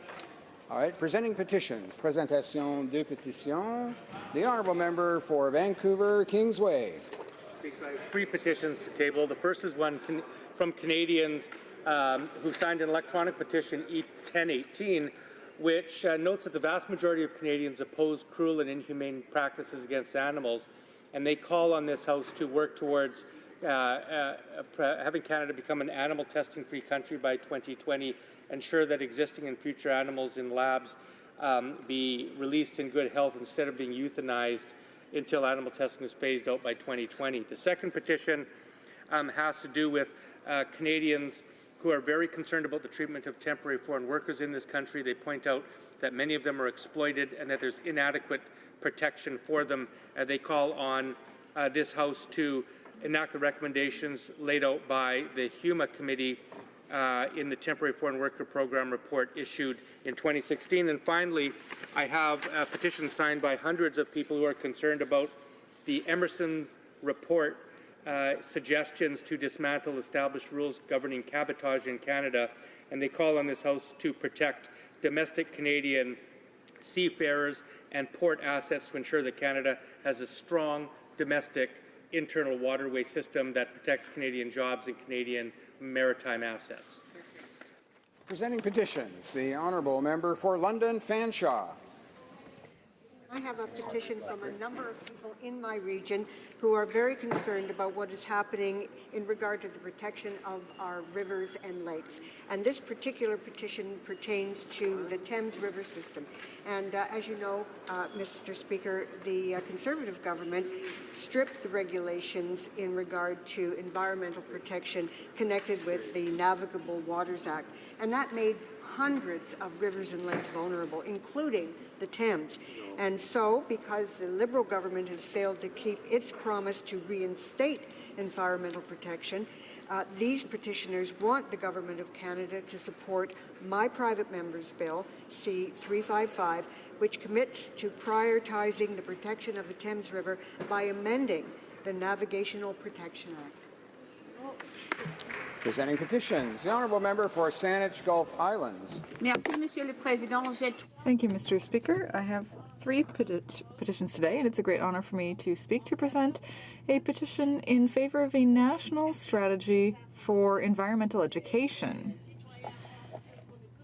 Citizens believe that the Government of Canada should play a leadership role so that the importance of environmental education can be promoted. Mr. Speaker, very briefly, one petition speaks to a place that the petitioners urge the Government of Canada to seek to close tax loopholes, a real one, such as the stock options deduction, that it leads to some significant tax evasion in the view of petitioners. The last petition, Mr. Speaker, is one that we've debated recently in this place, which is the call for a long overdue national pharmacare program. The petitioners point out that we are the only in Canada country in the world with universal health care, where that universal health care plan does not include a guaranteed access to medically necessary pharmaceuticals. Thank you, Mr. Speaker. Presenting petitions. The honourable member for Lethbridge. Thank you, Mr. Speaker. Mr. Speaker, it's my privilege today to present in the House a petition with regard to the Government of Canada. With regards to the Environment Minister and having to do with climate change and the carbon tax that is going to be imposed come January. Now, it was unilaterally declared that there will be a national carbon tax before even the premiers of the different provinces were consulted with regards to this. That is brought up in this petition. In addition to that, this petition declares that Canadian governments already collect $17 billion annually from oil and gas industry in order to fund essential government programs and services. It further brings up that there is no guarantee that a national carbon tax would be revenue neutral. It further goes on to explain, and these people who have signed this petition are endorsing the fact that this will in fact make life more expensive for everyday Canadians, and it will actually disproportionately target those that are poor within our country.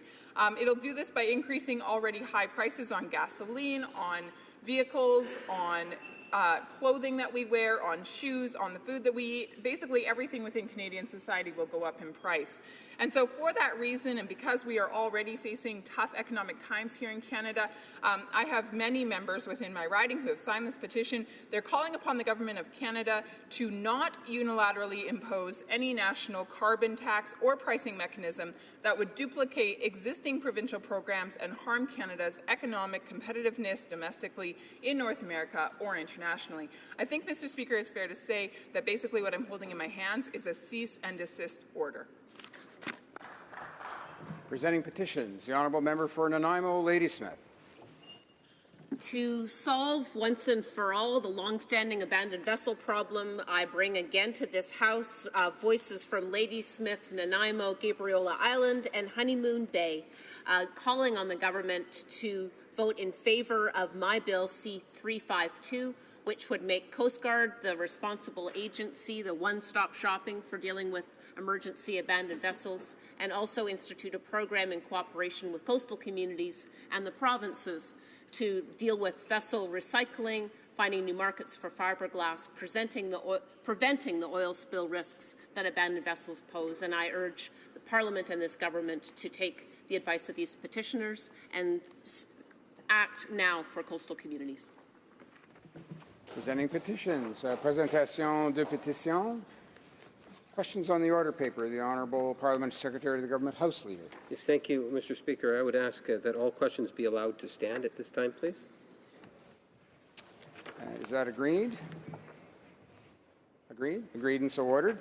Notice of motions for the production of papers. The Honourable Parliamentary Secretary to the Government House Leader. Yes, thank you, Mr. Speaker. I would ask that all notices of motions for the production of papers also be allowed to stand at this time, please. And is that also agreed? Agreed? Agreed and so ordered.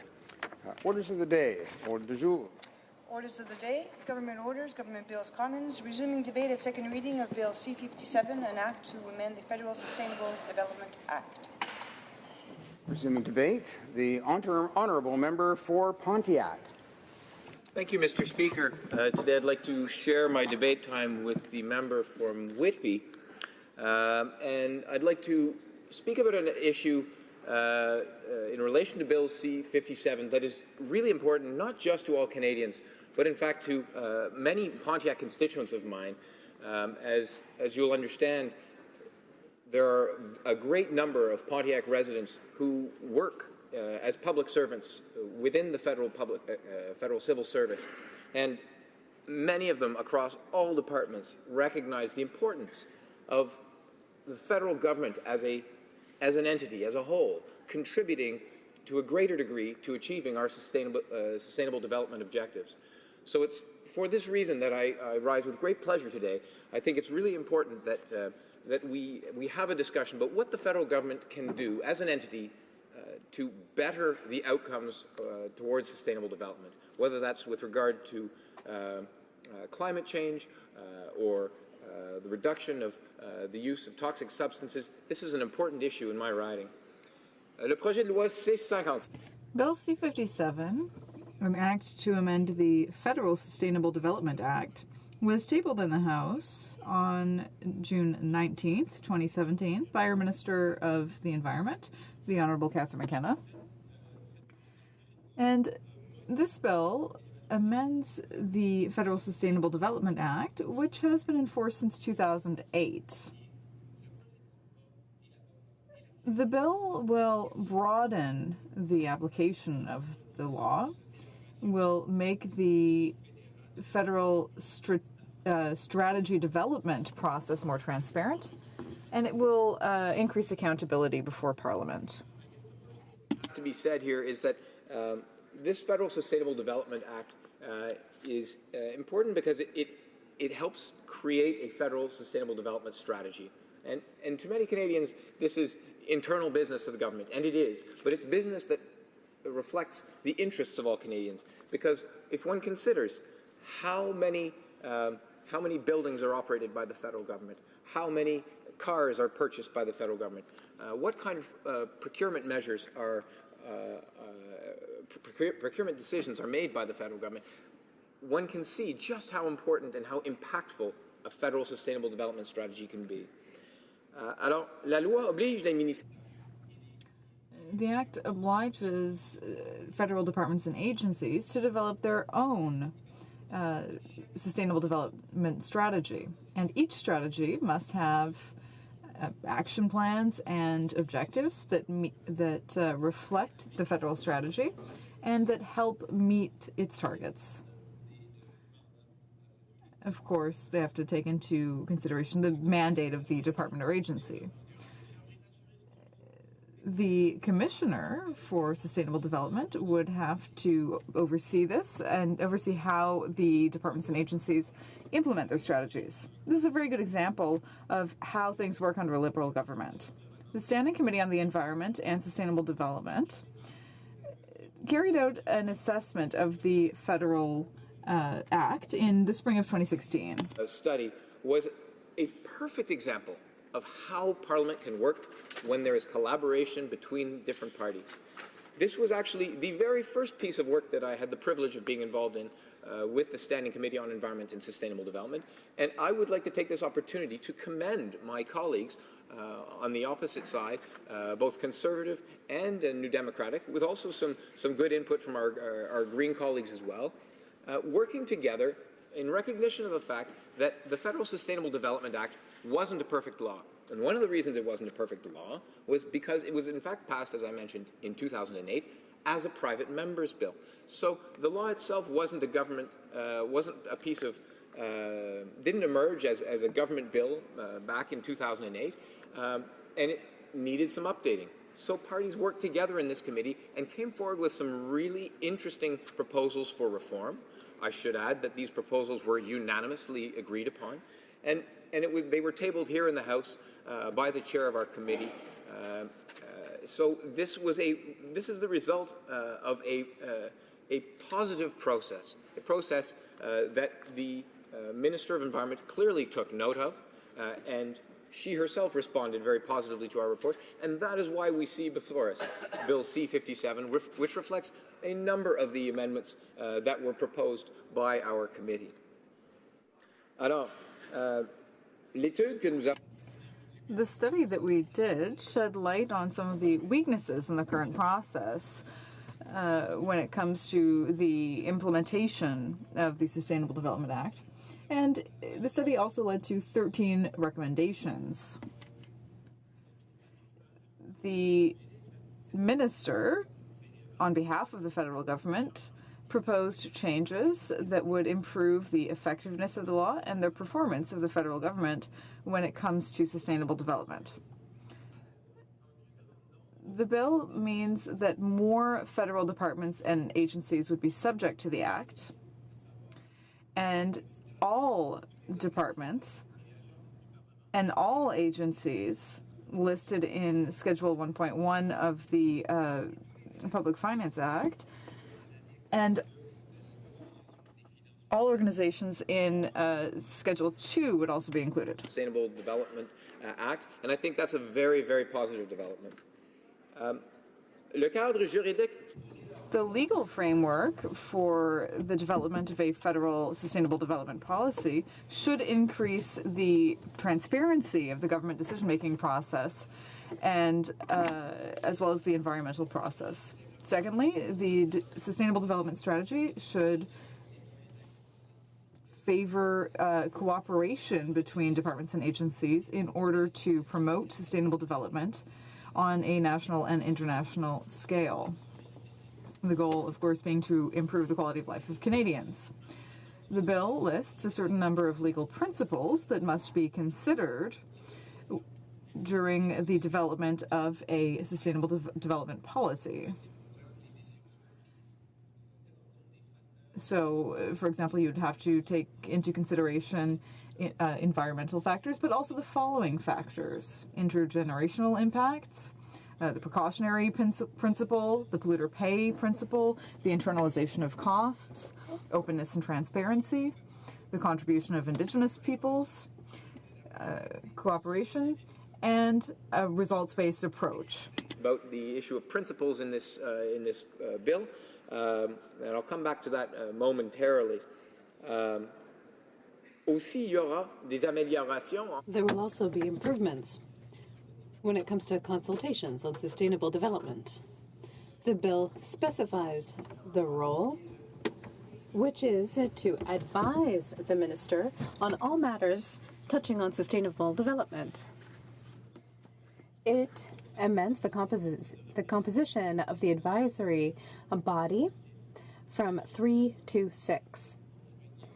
There are provisions that indicate that the minister should, when it is possible, reflect the diversity of Canadian society. The bill changes the way that designated federal entities put forward their own sustainable development strategies and includes new provisions for the Treasury Board to develop guidelines and directives regarding the environmental impact of designated bodies, and they will have to take those into account when developing their own sustainable development strategy. The bill will allow the Governor and Council to, through regulation, add or subtract, through decree, entities on the list of designated entities.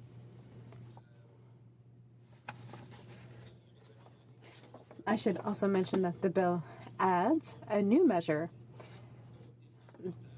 of a review through parliamentary committee. A House committee or a Senate committee or a joint committee, which would be interesting, are included in the bill. One aspect that I find interesting that makes this bill more real. This bill really touched down. It really goes to how each department is going to become more and more sustainable in their everyday operations. So when you have departments like Global Affairs Canada that make commitments to buy more eco-friendly cars, hybrid vehicles or electric vehicles, when you have Heritage Canada committing to establishing electric recharge stations at Terrasse de la Chaudière, these are concrete measures, and we need our departments concretely to make advances so that we can achieve sustainable development. I think if there's one thing I'd like to conclude on, it's simply that I look forward to a discussion before our standing committee of the clause by clause, because there are aspects of this bill that can be improved, notably with regard to the addition of additional principles. But all in all, I think the Minister of Environment is to be commended for this bill. Thank you very much, Madam Speaker. Questions and comments, questions et commentaires. The honourable member for Saanich Gulf Islands. Thank you, Madam Speaker, and I think it's worth mentioning the name of the former Member of Parliament who brought forward this legislation as a private member's bill when it was originally passed during the years of minority government under the former Prime Minister Stephen Harper, was the Honourable John Godfrey, for whom I have to say I've had decades of friendship, meeting him initially when he was president of King's College in Halifax. So my question to the honourable member, since he was a member of the Environment and Sustainable Development Committee that worked on what I think is an excellent report on how to improve this Act, in which respects does the current legislation differ from the recommendations of the Parliamentary Committee? The honourable member for Pontiac. For Saanich Gulf Islands, for the positive comment about the committee's work, and absolutely for the reference to former member Mr. Godfrey, who was a witness before our committee, and really his service over many years to Canadians in the direction of sustainable development was really something remarkable, and I tip my cap to him.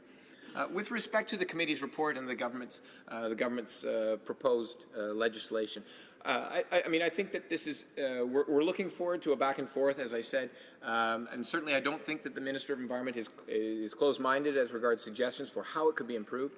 As I mentioned, I'd like to see some additional principles of environmental law considered in the context of this bill, particularly as regards prevention, the principle of substitution, the principle of non-regression, and that's a key principle given the decade prior to 2015 that we endured, where regression was the name of the game for environmental law reform, and also the principle of environmental justice. I think another issue that's going to be important to discuss is also the role of central agencies in the implementation of this bill. Obviously, the Treasury Board would have a key role pursuant to this bill, but I think that there's an open discussion to be had about what are the proper governance mechanisms to achieve sustainable development across federal departments. Thank you for the question. Questions and comments? Questions et commentaires. The honourable member for Scarborough-Guildwood. Thank you, Madam Speaker, and thank the honourable member for his speech. It is always encouraging to hear that a committee's recommendations are actually incorporated into legislation.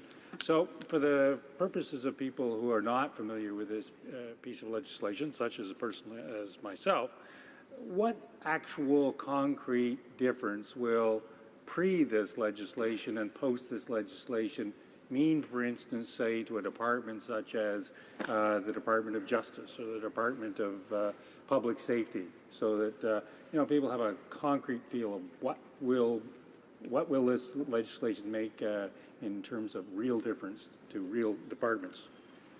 L'honorable député de Pontiac. The honourable member for Pontiac. Well, colleague, for the question, and it's a good one because at the end of the day, Canadians need to understand what is the concrete purpose of this bill.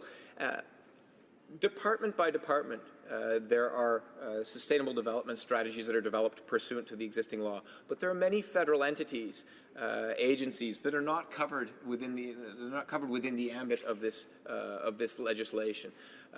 Canada Post, for example, a series of a whole range of government entities that ought to be preparing sustainable development strategies, ought to be contributing towards the sustainable development goals that we have established pursuant to international agreement and the work that our country has done with countries across the world before the UN. So really what we need to do is we need to appreciate how every department, if it is looking for opportunities to reduce their greenhouse gas emissions, looking to reduce the impacts on the environment, and on social and economic outcomes through their own purchases, whether it's whether it's with a fleet of cars, whether it's with respect to building repairs and new building criteria. These are all opportunities for the federal government to drive our markets towards sustainability outcomes.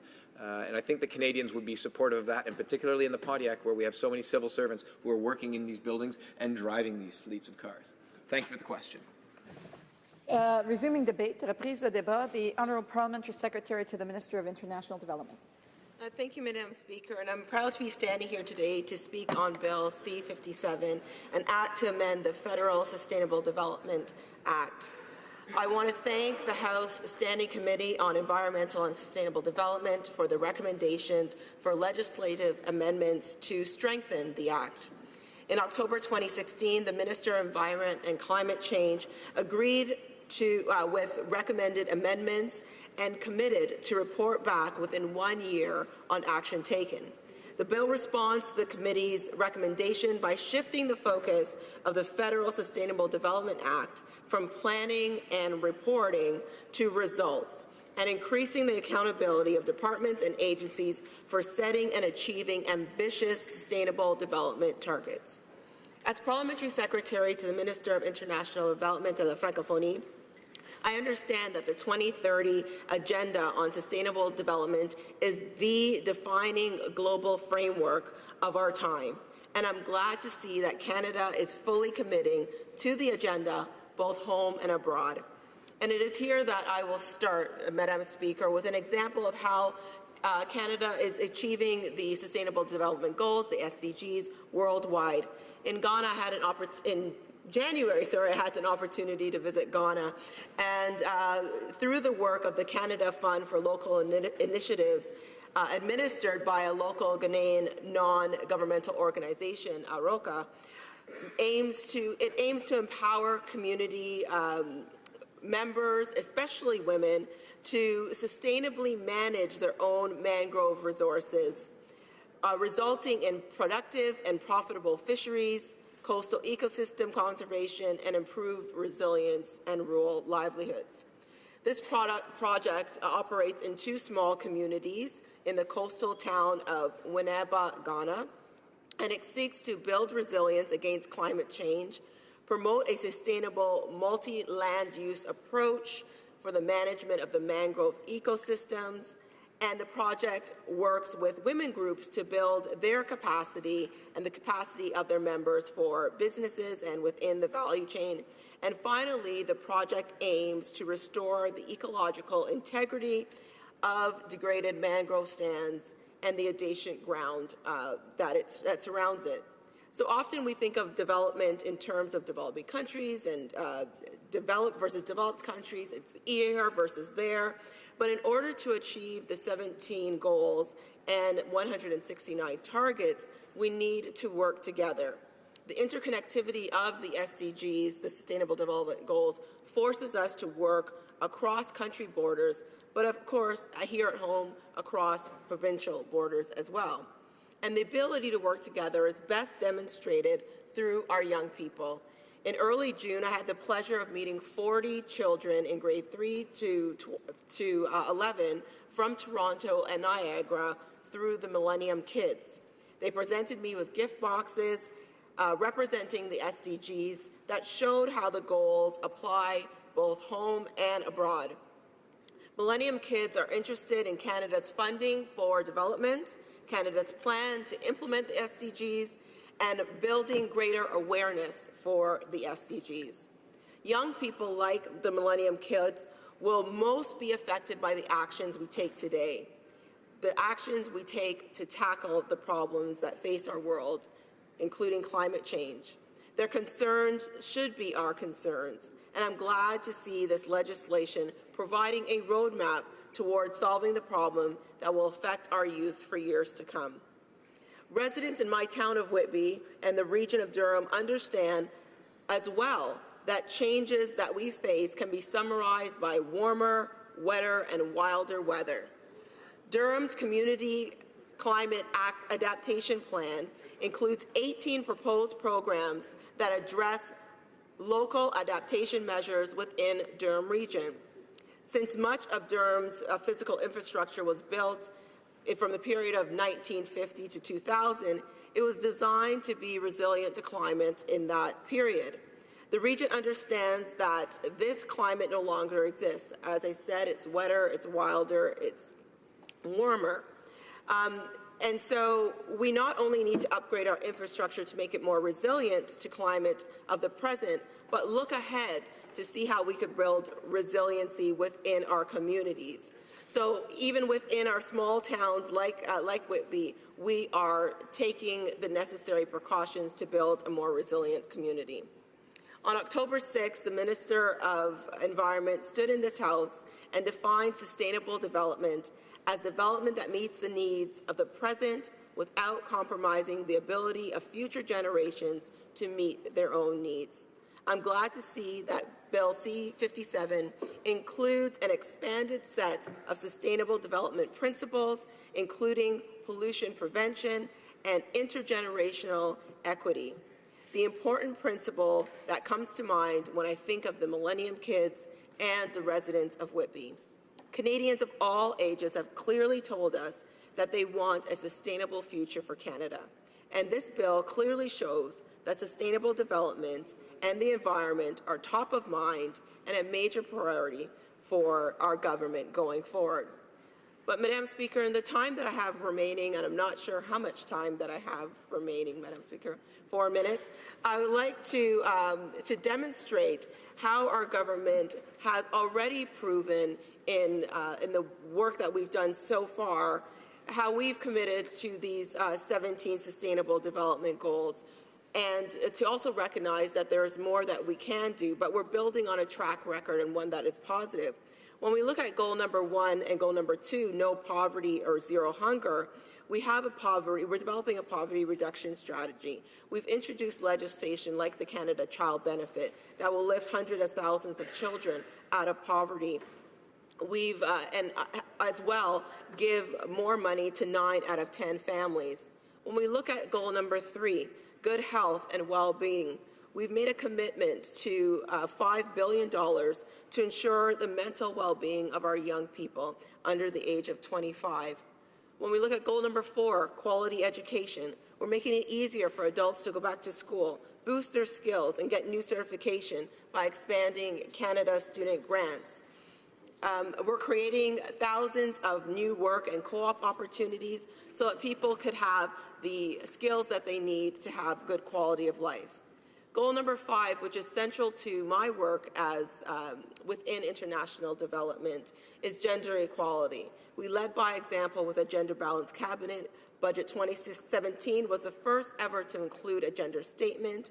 The Minister of International Development and La Francophonie delivered the most ambitious feminist international assistance policy, and the Minister of Foreign Affairs ensures that all our trade policies include gender equality.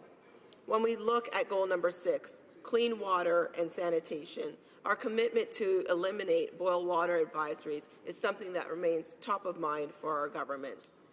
I could go on, Madam Speaker, I still have 2 minutes. When we look at goal number 8, decent work and economic growth, we have recently announced that we're reducing the small business tax rate for small to medium-sized enterprises, ensuring that they're able to grow and create good-paying jobs. Goal number 9, take into consideration the Minister of Innovation and Science and Economic Development, thank you very much, has just announced, the creation of a super cluster, which is a business-led initiative partnering with SMEs, large businesses, small businesses, and academia. Madam Speaker, I would like to end on what I think is one of the most essential goals of the Sustainable Development Goals, goal number 17, around partnerships. Canada has been very diligent in ensuring that we're creating the partnerships necessary around the world with businesses, with academia, with other neighboring countries. And as part of that, Jamaica, which is in the Caribbean, and Canada have formed a group of friends looking at ways to explore how we're going to finance the SDGs. Because when we think about our sustainable development, we have to think about it in a broad context. We have to think about how we could all work together to not only communicate the goals of sustainable development, but also ensure that we achieve it without leaving anyone behind. Thank you, Madam Speaker. Questions and comments? Questions et commentaires. The honourable member for Scarborough-Guildwood. Thank you, Madam Speaker, and thank you to the honourable member for her speech on this bill. And I was thinking as she was speaking that we seem to be sleepwalking into catastrophic events, and just a brief canvas of what's going on in North America. We've had fires in California. We were at a caucus meeting in Kelowna this summer.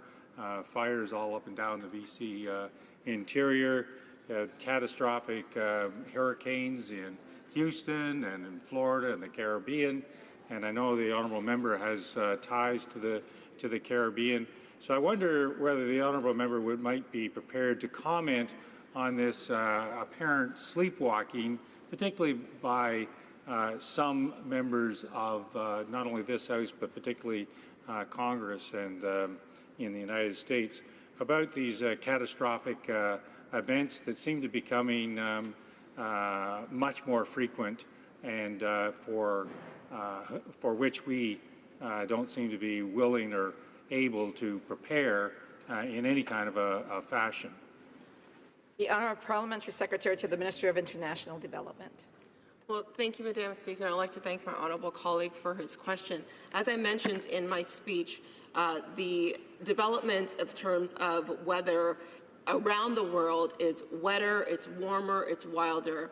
And as we look at how climate change disproportionately impacts the poorest and most vulnerable in our society, particularly women and girls, it is really important that we're mindful and that we are able to communicate the goals of the Sustainable Development Goals, the targets that we're looking to achieve, and make sure that people are aware of it. I think this bill demonstrates to Canadian the federal government's leadership in understanding that it's not one size fits all. It's not just one solution that could work. We have to work across our entire country.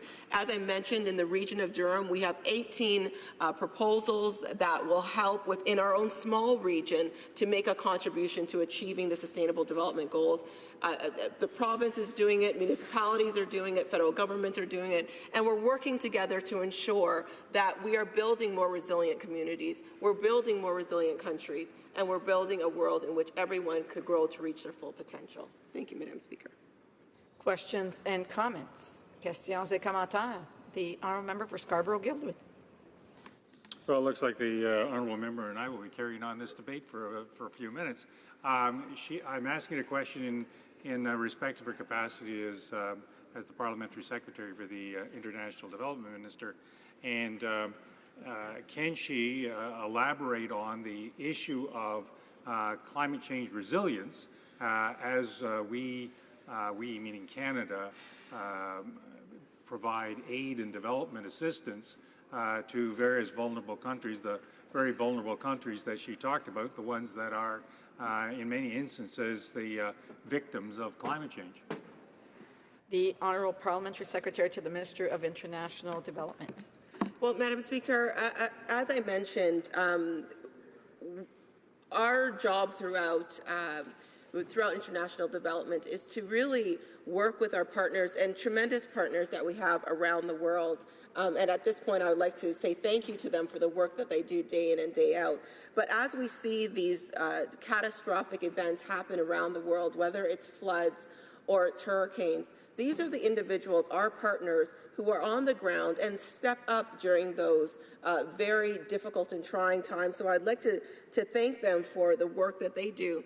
But to go back to my honourable colleague's question, it really is about ensuring that we are building resilient communities such that the poorest and the most vulnerable in our society, in our world, are able to have a resilient capacity to continue to live their lives and to continue to grow and reach their full potential. Thank you, Madam Speaker.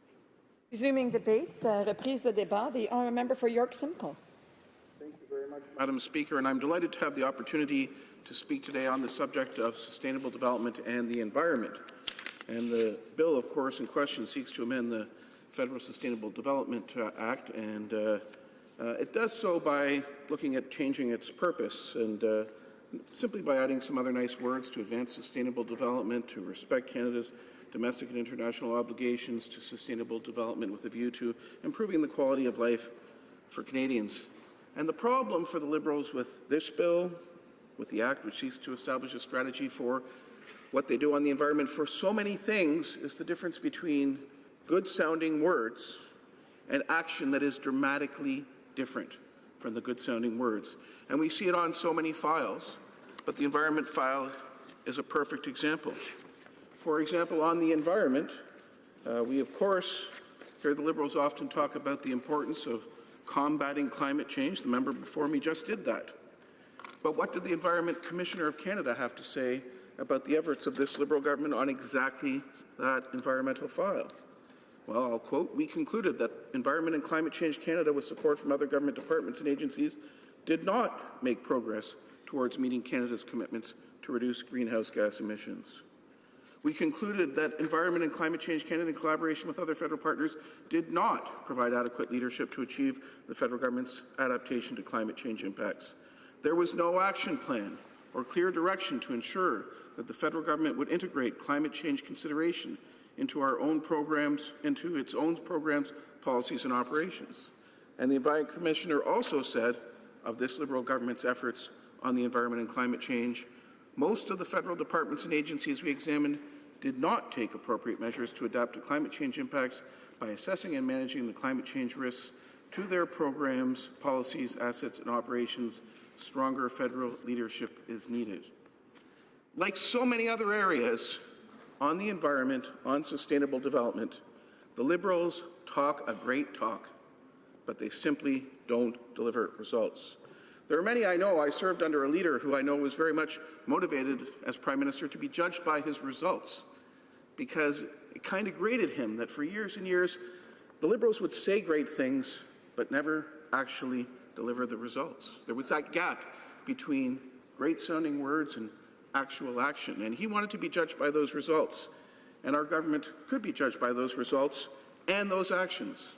And on sustainable development, I put it to you that legislation like this may be nice words, but what are the Liberals doing in practice? Our government, the Conservative government, took action, for example, on the environment in a tangible way in my part of Ontario by establishing the Lake Simcoe Cleanup Fund. Close to $60 million flowed over 10 years to help clean up that critically important lake, the largest body of fresh water in Ontario other than the Great Lakes. And what did the Liberal government do? It cancelled that.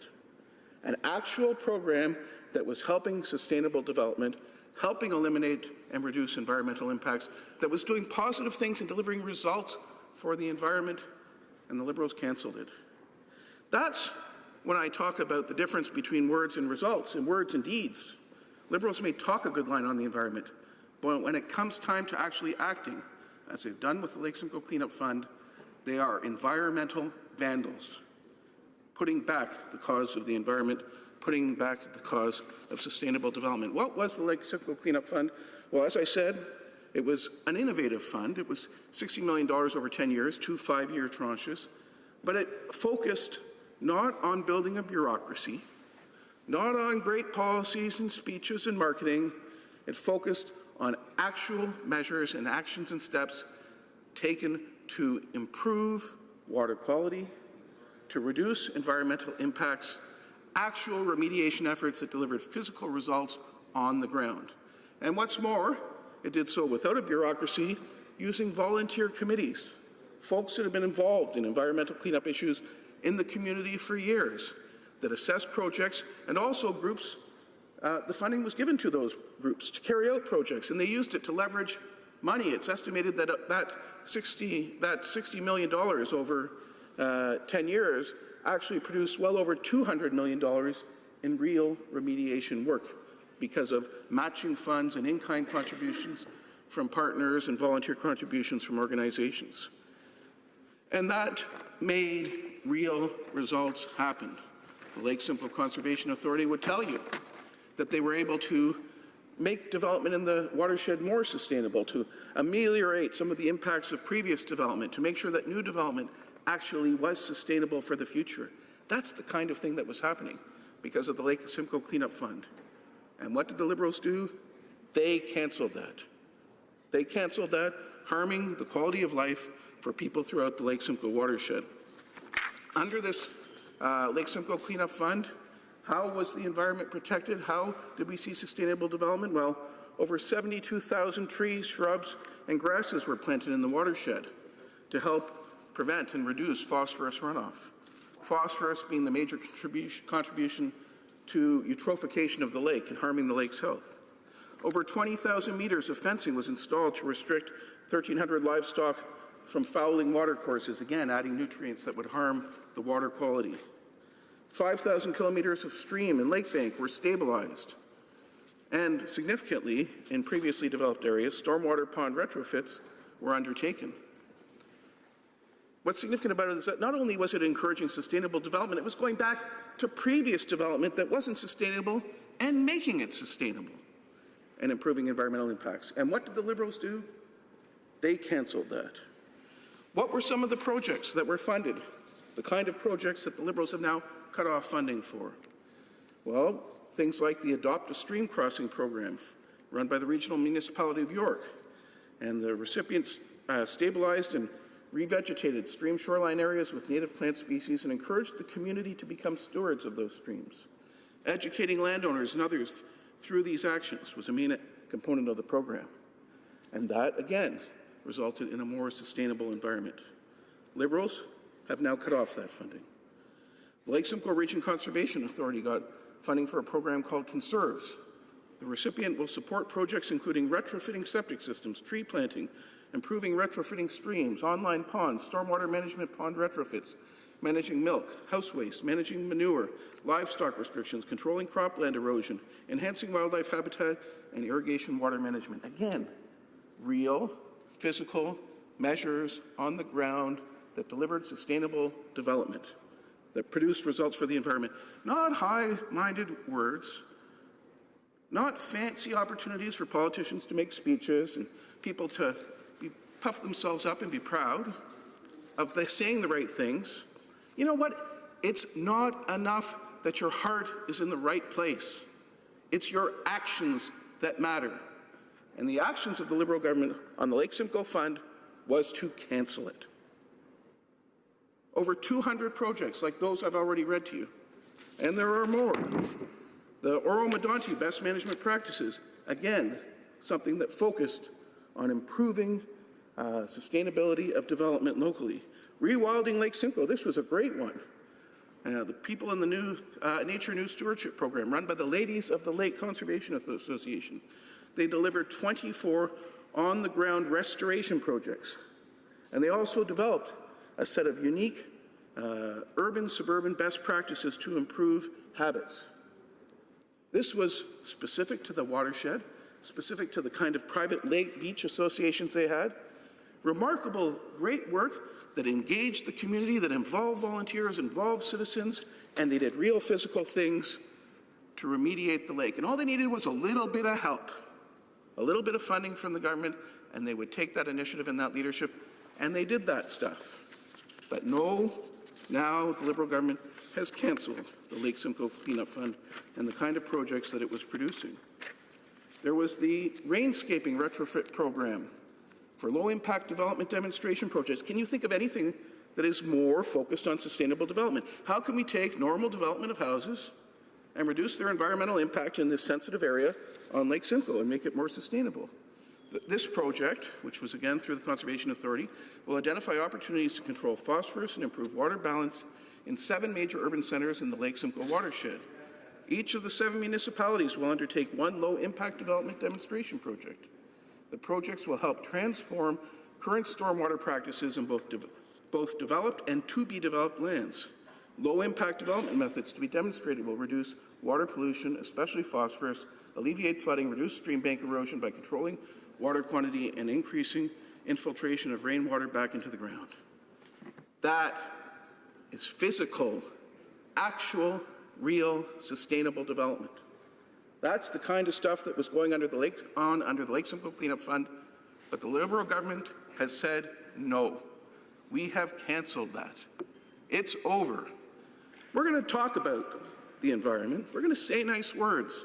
Our heart is in the right place, but we're not actually going to deliver action. In fact, we're going to stop the action that's been happening and the work of hundreds of citizens across the community. What have people in the community been saying about this? People who care about sustainable development in the environment. Well, I can look at Richard Simpson, who was the head of the Citizens Advisory Group that approved all these projects, that would review them. Unpaid volunteers reviewing these projects, assessing what was important for the community. And Richard Simpson, who also happens to be the current vice chair of the Lake Simcoe Conservation Authority, because he's no longer head of this advisory committee that has been abolished by the Liberal government.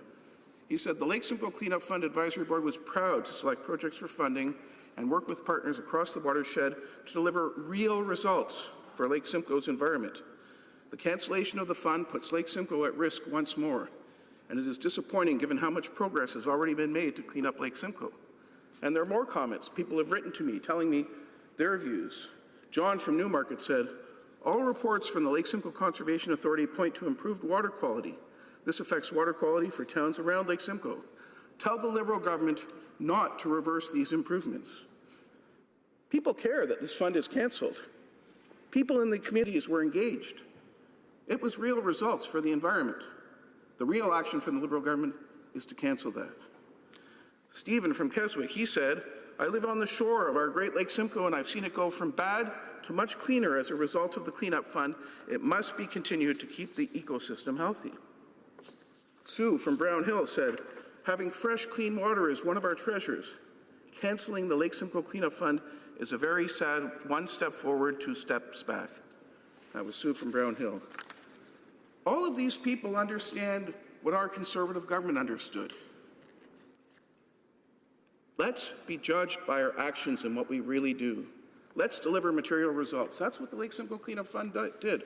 And I give credit to Stephen Harper and Jim Flaherty, both of whom took the decision, despite what the Department of the Environment might have wanted, to fund this initiative and to structure it in this unique way that didn't build a bureaucracy, but rather put the money in the hands of people in the communities who would deliver actual remediation and in the process leverage those funds into great results, tremendous results.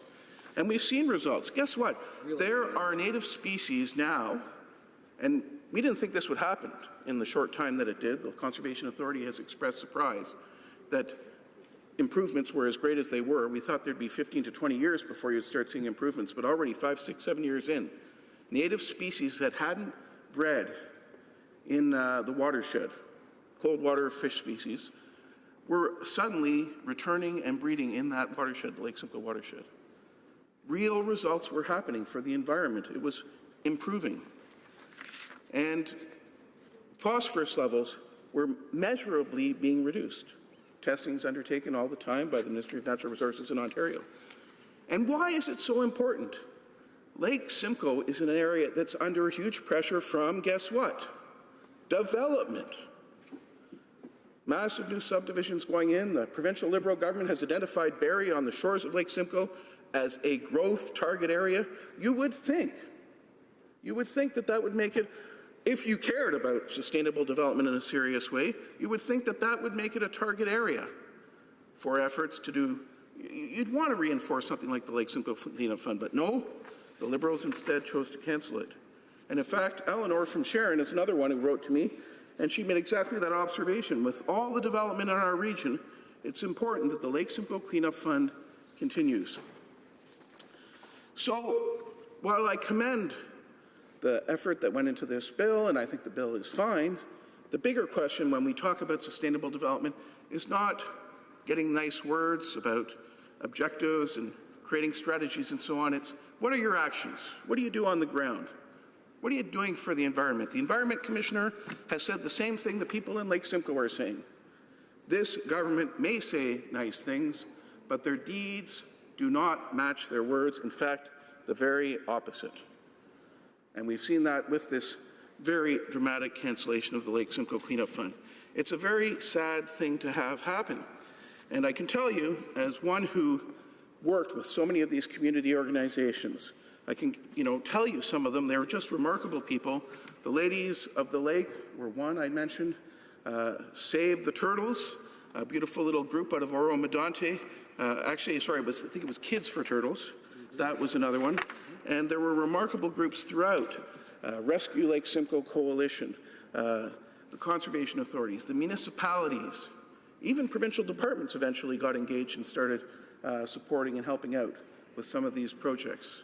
The farmers, the Federation of Anglers and Hunters got involved in supporting physical material projects. The Holland Marsh growers, who have this problem with the canals in their area, because it is Ontario's richest farmland. There are a lot of nutrients there already naturally in the soil that they farm, and as well, normal agricultural practices. You want to try and manage nutrients as well.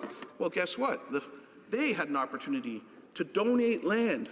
As a result of this fund, they donated land that was matched by partnering with plantings from the Cleanup Fund and other organizations that got involved in that, improving again in a real material physical way the health of the lake. And there are others that are remarkable. There was one specific Practices for Residential Developments project in Newmarket, again a fairly recent one, Mosaic Homes in the Glenway subdivision, and their project demonstrated and evaluated the widespread application of low-impact development techniques in a new residential subdivision in the Lake Simcoe watershed, exactly addressing those sustainable development challenges. The project included rain gardens, vegetative biofilters, an underground infiltration system, and best practices for management of soils and in landscaped areas. Now, I would like to think, it would be nice to think that after 10 years and $60 million, enough was done and the health of the lake was secured for the future, and we didn't have to worry anymore. That Lake Simcoe was in good hands, that all had been done. But the fact is, every single expert, the provincial Liberal officials from the Ministry of Natural Resources, all tell you that while there's good progress been made, there's a real need for more to happen. And that's why there's such disappointment at this action of cancelling the Lake Simcoe Cleanup Fund. Fausto from Cookstown, another person who wrote to me, said, Lake Simcoe needs to be taken care of today. Greg from Sutton said that water is our most important resource. Robert from Keswick, another Robert, said programs like this are important for the future of safe water for our communities for years to come. You know, the local First Nations band in Georgina, in Lake Simcoe, Georgina Island Band, is right now involved in a lawsuit trying to protect again the lake's health. They were partners in this fund. They also have been working hard.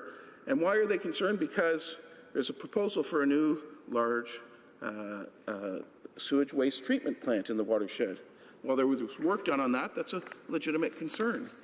Well, why are we, at the same time as those folks are taking steps out of their own funds to try and protect the lake, why are we taking away funds from others who are trying to protect the lake and allowing potential injurious actions to go ahead? Marie from Jackson's Point said, Lake Simcoe is very important to the people near it because of tourism, fishing, and many people rely on it for their livelihood. Brian from Sutton wrote to me, to bring economic prosperity to the area, we need to continue to protect and restore Lake Simcoe, our most important resource. Charlie from Holland Landing said, clean water and protection of this resource must remain a high priority. Madeline from Willow Beach said it simply, we must save Lake Simcoe. So that's what sustainable development means when it's action. That's what it's about when a government does it. Real programs that deliver real remediation, that improves the environment, and people from the community get a stake in it and they feel a part of it. And this is a classic example of where a Conservative government delivered results, chose to be judged by its results, not by great words, and actual action and real results were cancelled by this Liberal government. A Liberal government focused more on the words, the photo ops, the images, and the impressions, not on delivering real results for sustainable development on the ground. Thank you.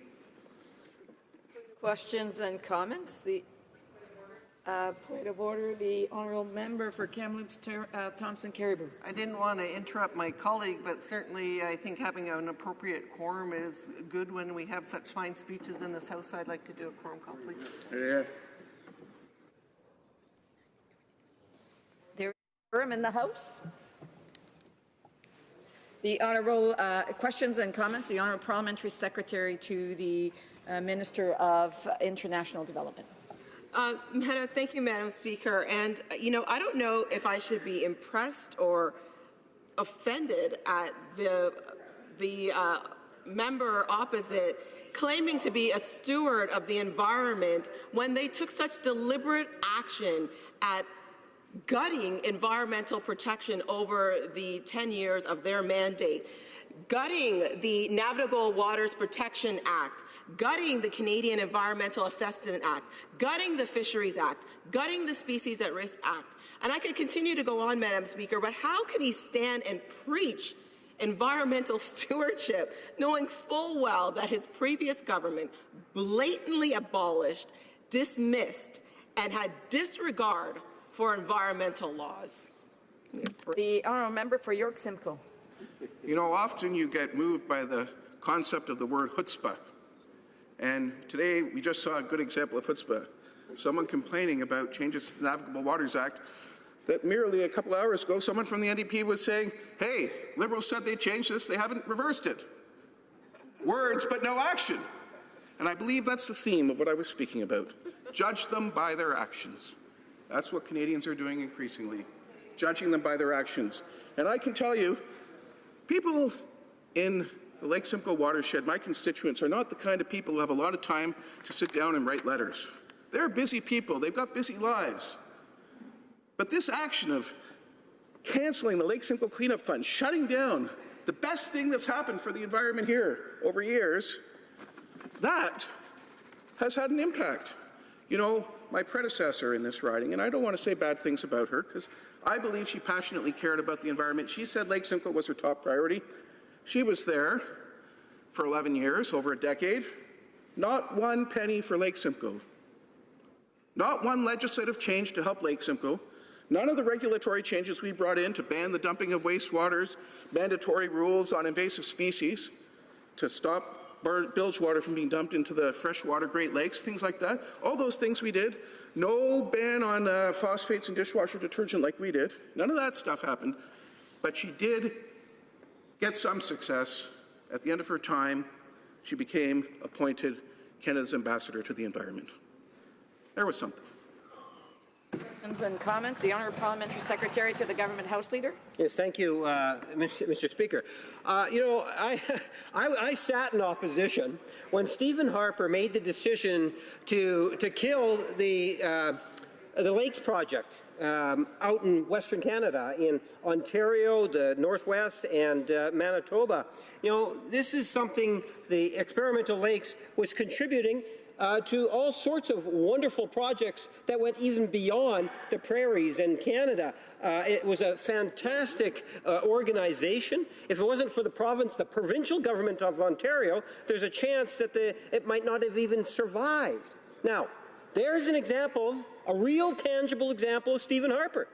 Now, if you want to talk about a tangible example of this government, within, a few months, we're in Paris. We come up with a national program, a program of price on carbon in which, now get this, all provinces and territories except for one got on board with, of all different political stripes. Countries around the world are in support of price on carbon. Only the Conservative Party of Canada inside the House of Commons doesn't think that that is a good idea, Madam Speaker. And my question to the member is, why does he feel that the Conservatives are so out of touch with Canadians on such an important issue of the environment when other political parties, other countries around the world are saying it's about time we have a price on carbon? Honourable member for York Simcoe, and I would just want to remind members that if they have questions or comments, they should stand up to attempt to be recognized. The honourable member for York Simcoe. Thank you very much, Madam Speaker. And again, chutzpah at work. This member comes from Winnipeg. Who set up the Lake Winnipeg Cleanup Fund? The very government of Stephen Harper, who he was criticizing. A parallel fund to the Lake Simcoe Cleanup Fund.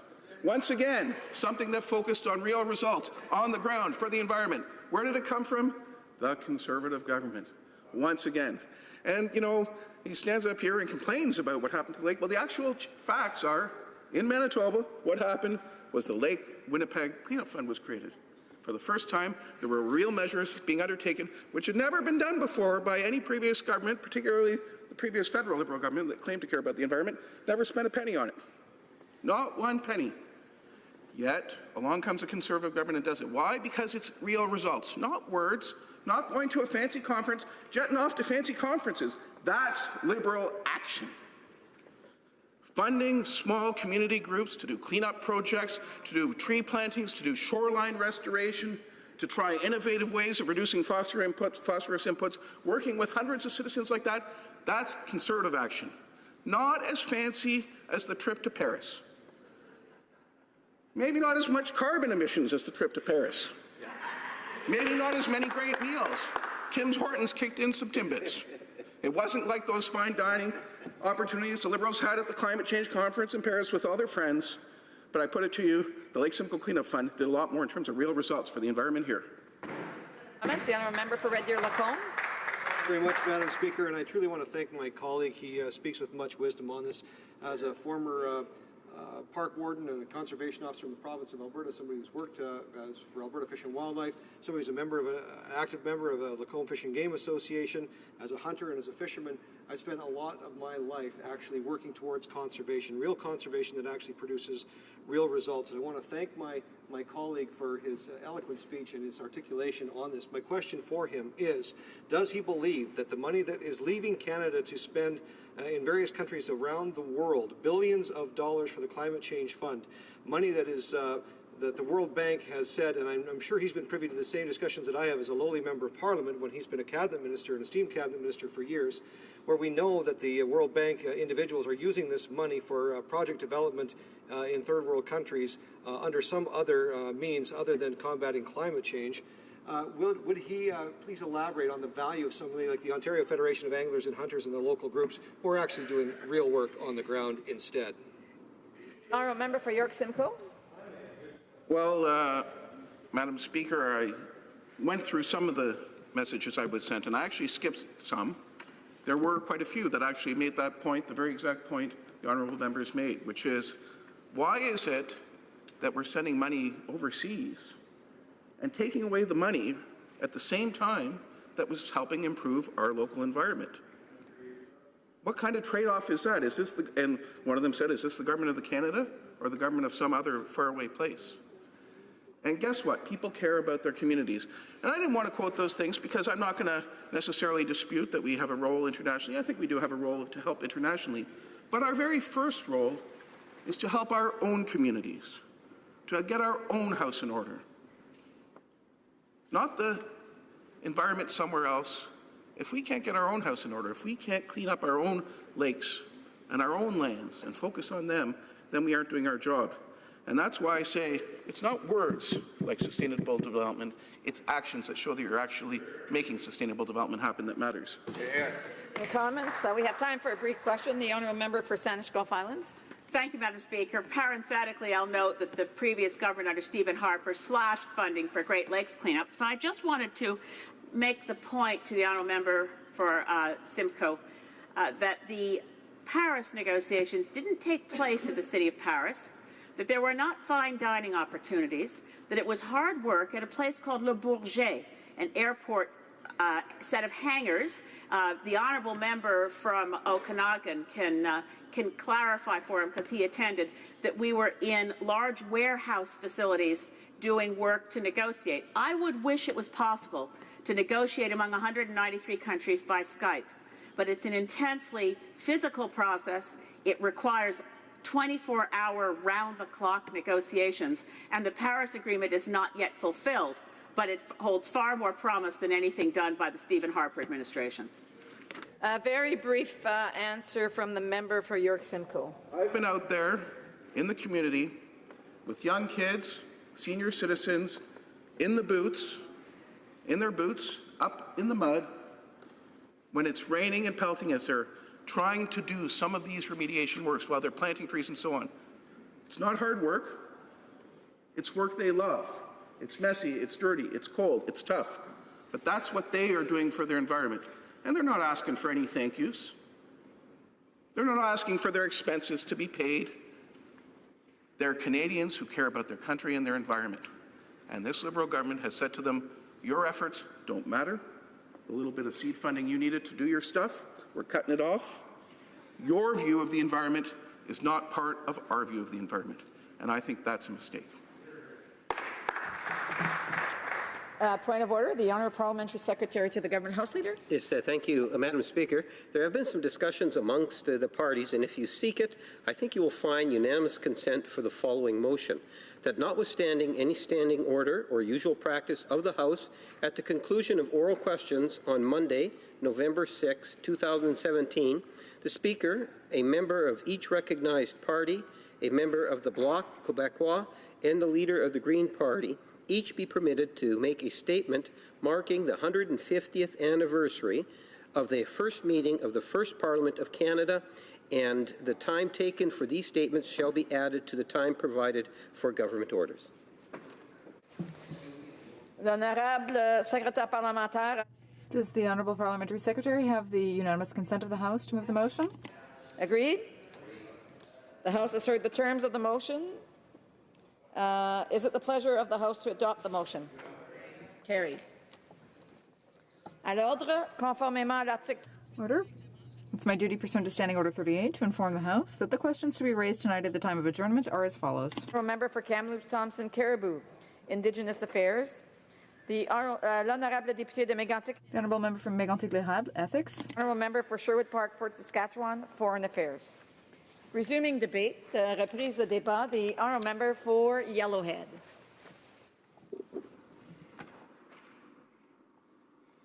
Thank you, Madam Speaker. I'm pleased to rise in the House to speak on Bill C-57, an act to amend the Federal Sustainable Development Act. I had the pleasure of serving as Vice Chair on the Environment Committee when we studied the Federal Sustainable Development Act, a study that has resulted in some of the amendments before us today. As had been noted before, the original act was an opposition private member's bill that was passed in 2008 under our previous Conservative government. Our party, the Conservative Party, recognized that sustainability needs to be included in every decision to ensure a balance between social, economic, and environmental factors. This type of policy making ensures that not only today's generations will have a healthy and prosperous lifestyle, but it also ensures that we can pass health and prosperity onto the future generations to come. Madam Speaker, I have 11 grandchildren and a great-grandchild. I'm very proud of them. I want them to have a good life as I have had.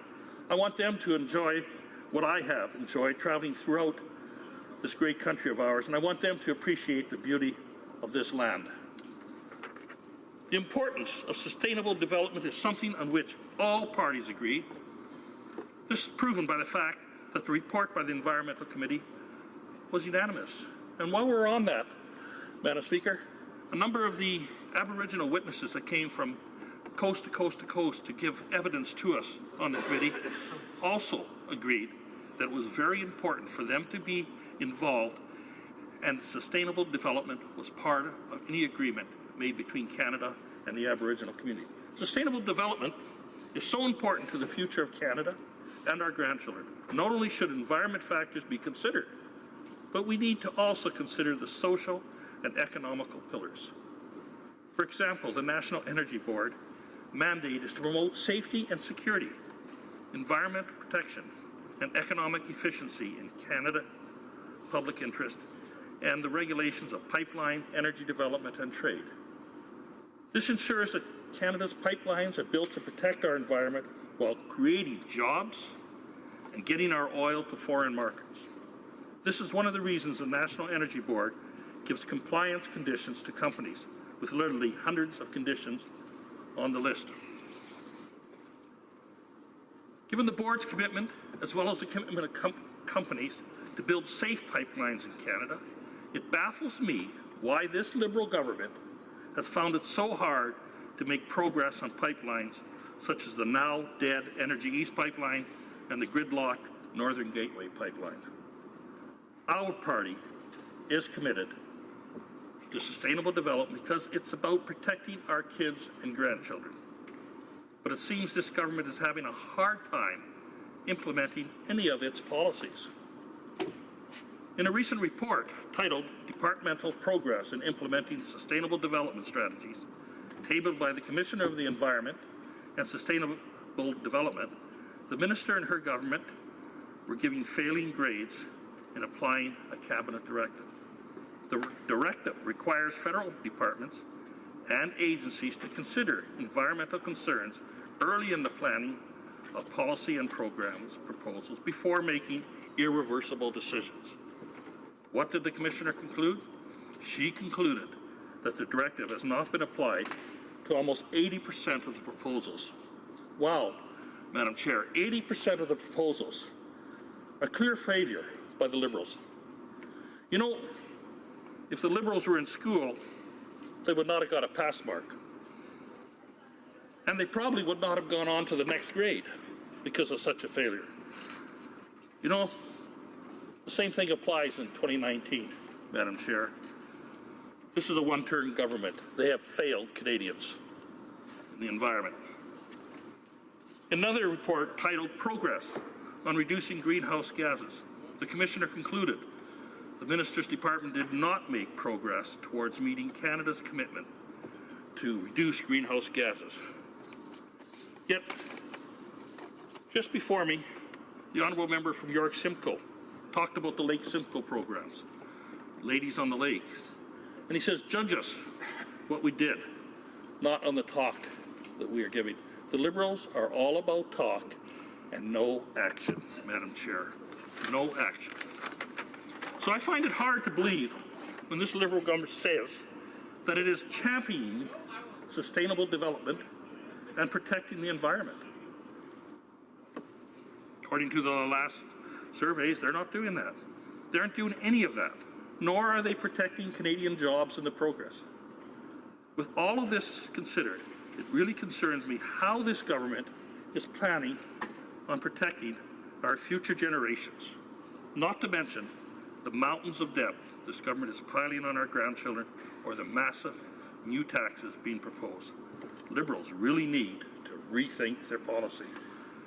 They always say they have a plan, but we never see any action taking place with that plan. It makes sense that economic, social, and environmental priorities be advanced through an integrated, whole-of-government approach. We cannot advance one of these priorities while ignoring the others. You know, this brings me to a point which I have a lot of concern with, Madam Chair. This past break week, the Parks Canada announced a hunt in Jasper Park. They were allowing Aboriginal natives from BC to go into the park and hunt deer, elk, sheep.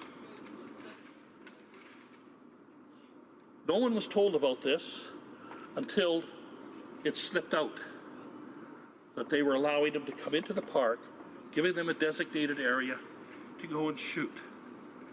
I can tell you, Madam Chair, many of my hunting and fishing constituents are very, very upset about us taking animals from our national parks. We cannot advance one of these priorities without ignoring the other. Yet, this is exactly what this Liberal government did in allowing a hunt in our national parks. They did not take everything into consideration. Canadians expect that their government will consider all three priorities when designing policy and legislation. And I don't believe that the last week they took all those priorities into consideration. They were trying to please a small group of Canadians and ignoring the interests, the economic viability, and the environment in doing so. However, this government seems to have forgotten about the economic aspect. I mean, if we're going to allow hunting in our parks, one of the largest attractions in our national parks are the animals. When I travel through the national park, going to Jasper, which is in my riding, I love to stop on the side of the road and look at the elk. I love to watch the deer. In fact, Madam Chair, I have deer in my my yard. I feed approximately 15 every winter. And I love watching them in front of the house, and they stay there during the day. And yes, it costs me a little money out of my pocket, but you know what? I believe I'm helping the environment and I'm helping the deer. But we now have a government here that is allowing people to go into our national parks and to hunt in our national parks just to meet some of their ideas, or they think they're doing the right thing, but they are not consulting with all the groups that should be consulted with. In fact, I know that many people working within the parks were very upset when this was brought to their attention only days before the hunt started. Instead of considering the economic component, the government has completely neglected our economy and the importance of small businesses across Canada. As Conservatives, we have confidence in the private sector, in businesses, small and large. They all contribute to the prosperity of this country, and they should be encouraged rather than punished for the risks they take. The government's approach to sustainable development and its policies seem very lopsided, away from the economic factor. I was extremely disappointed this summer when I learned what the government proposed to do with the tax changes for corporations. I was very sad to hear 2 weeks ago about the cancellation of Canada East Pipeline. Why? Over-regulated, They changed the regulations midstream, making it economically not viable for the company to proceed. And they are throwing in rules and regulations to make it economically not viable to retrieve natural resources from this country, to help spur our economy, help develop jobs, etc. I've heard from small business owners, farmers, nurses, doctors, and accountants from all over my riding of Yellowhead telling me that these changes, referring to the tax changes, would endanger their business and family farms. In my riding, which is in Alberta, Yellowhead riding, the effective tax rate on investment income could be well over 70%. And new capital gains rules would make it more expensive to pass down a family farm to sell it to a third party. You know, Madam Chair, I was at a farmer's appreciation breakfast. I was serving breakfast on Saturday in the community of Wildwood. And I had a couple people come to me very concerned about their children taking over the family farm. They were third generation, and their fourth generation wanted to take over the farm. But they're terrified by this tax. They're not sure which way to go. Should they sell it to an outside concern? Or should they see their children struggle to try to buy it due to the unfair tax system that this government is planning? A just and fair tax system should reward success and reasonable risk taking. Now, most small business people take a tremendous amount of risk. My son-in-law is a small businessman. He has a small oil company in the town of Edson. He's been successful. His company has grown. He employs over 100 people during the winter months.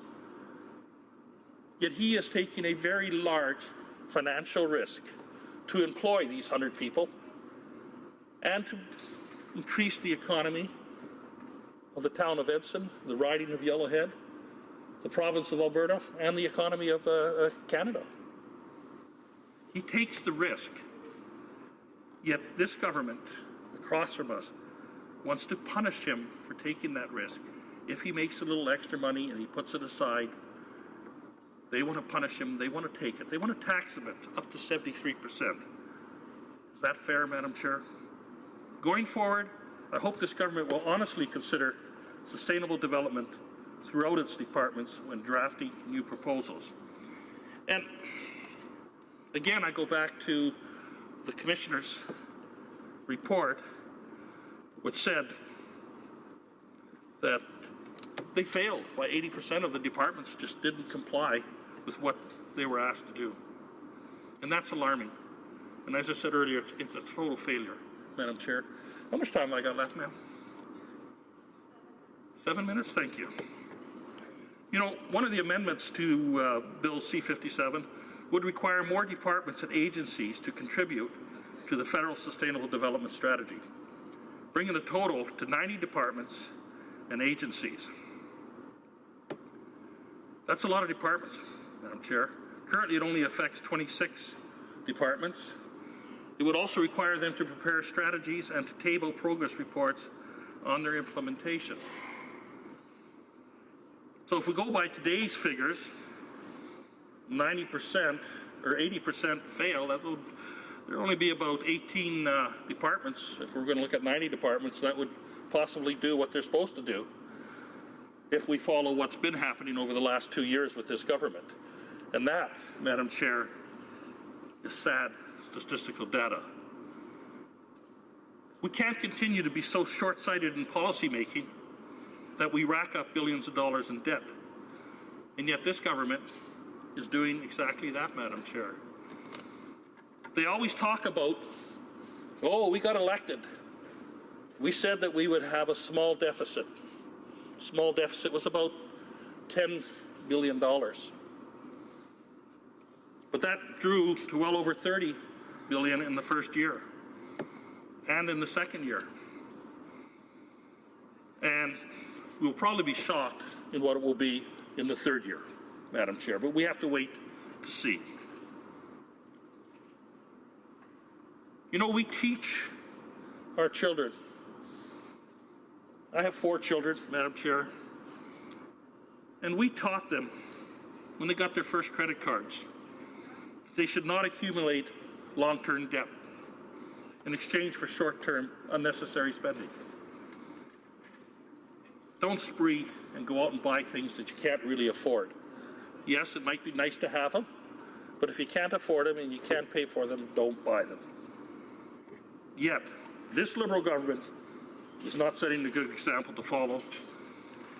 And it's our grandchildren, your grandchildren, Madam Chair, my grandchildren, Madam Chair, to the Secretary of State across there, his grandchildren, to the honourable member directly across from me, his son, who's in the RCMP, is going to have to pay. We need to be cognizant of the money that the government is spending. But let's remember one thing, Madam Chair. Sustainable development is a requirement in this country. This is an energy-producing country. And if a government that is sitting puts numerous hurdles in front of companies, whether they're mining companies, whether they're oil companies, whether they're gas companies, if they put hurdles in front of them that make it impossible for them to do economical research and development, where is the money going to come from to pay the bills of this government? Right now, they're blocking that.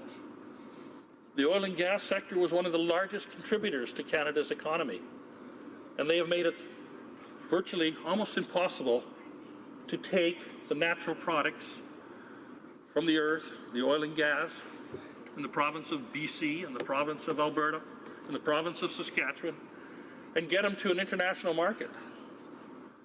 This government across thinks it's all right that, oh, well, we can just ship it down to the United States and we should be happy with that. That's one market. It's a big brother. It's a big brother that controls us pretty hard. And will we get fair world prices on our oil and gas products?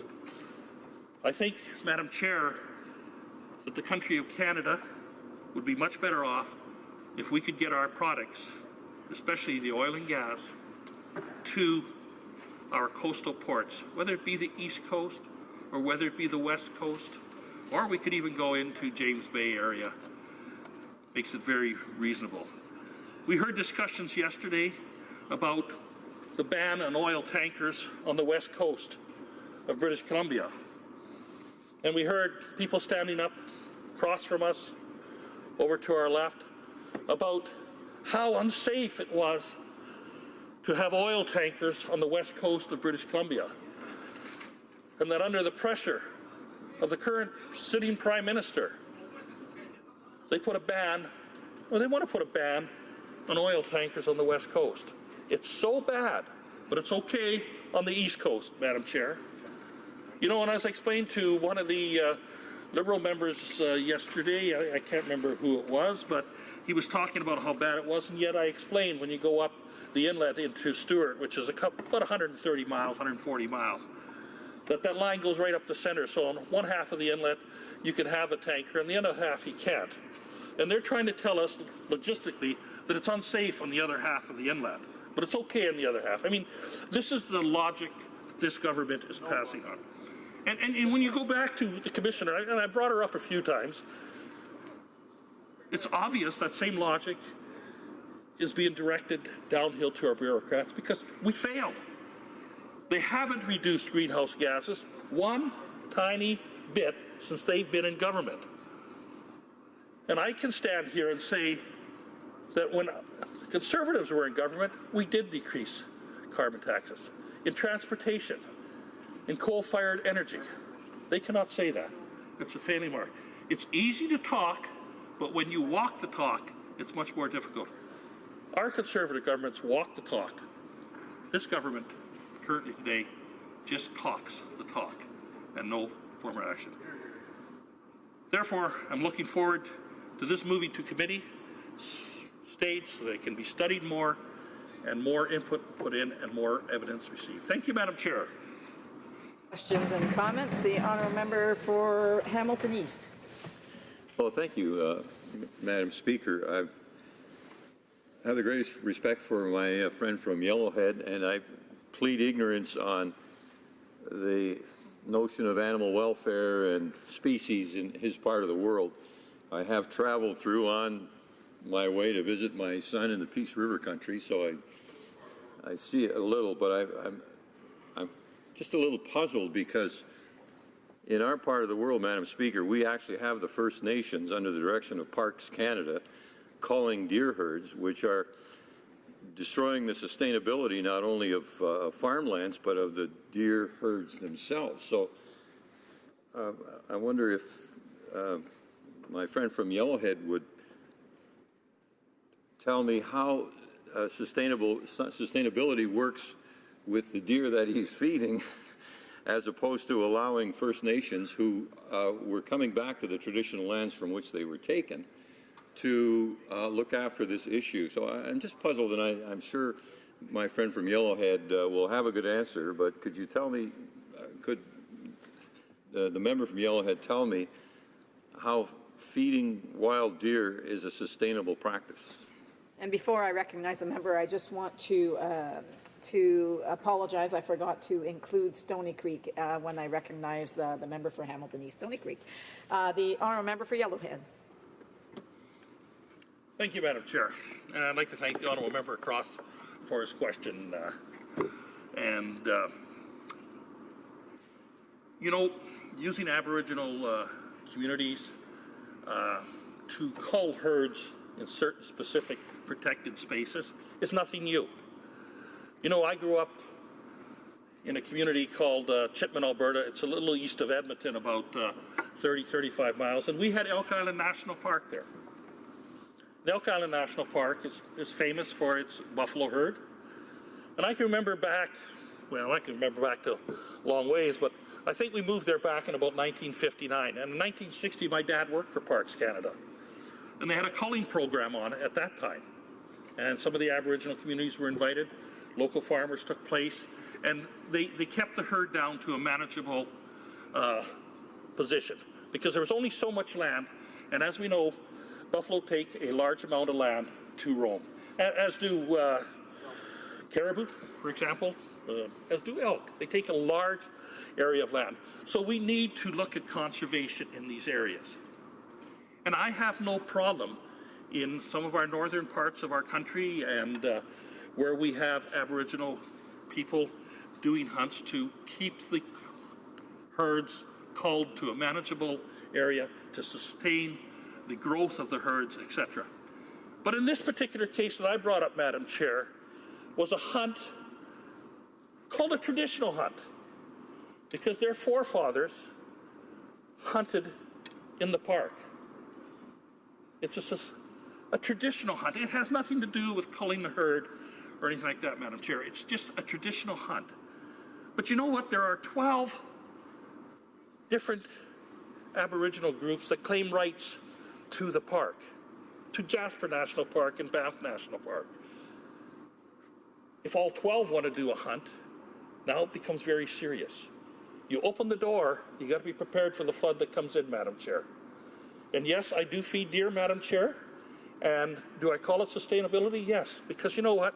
The mother keeps coming back with twins every year, and the twins are starting to come back with young ones.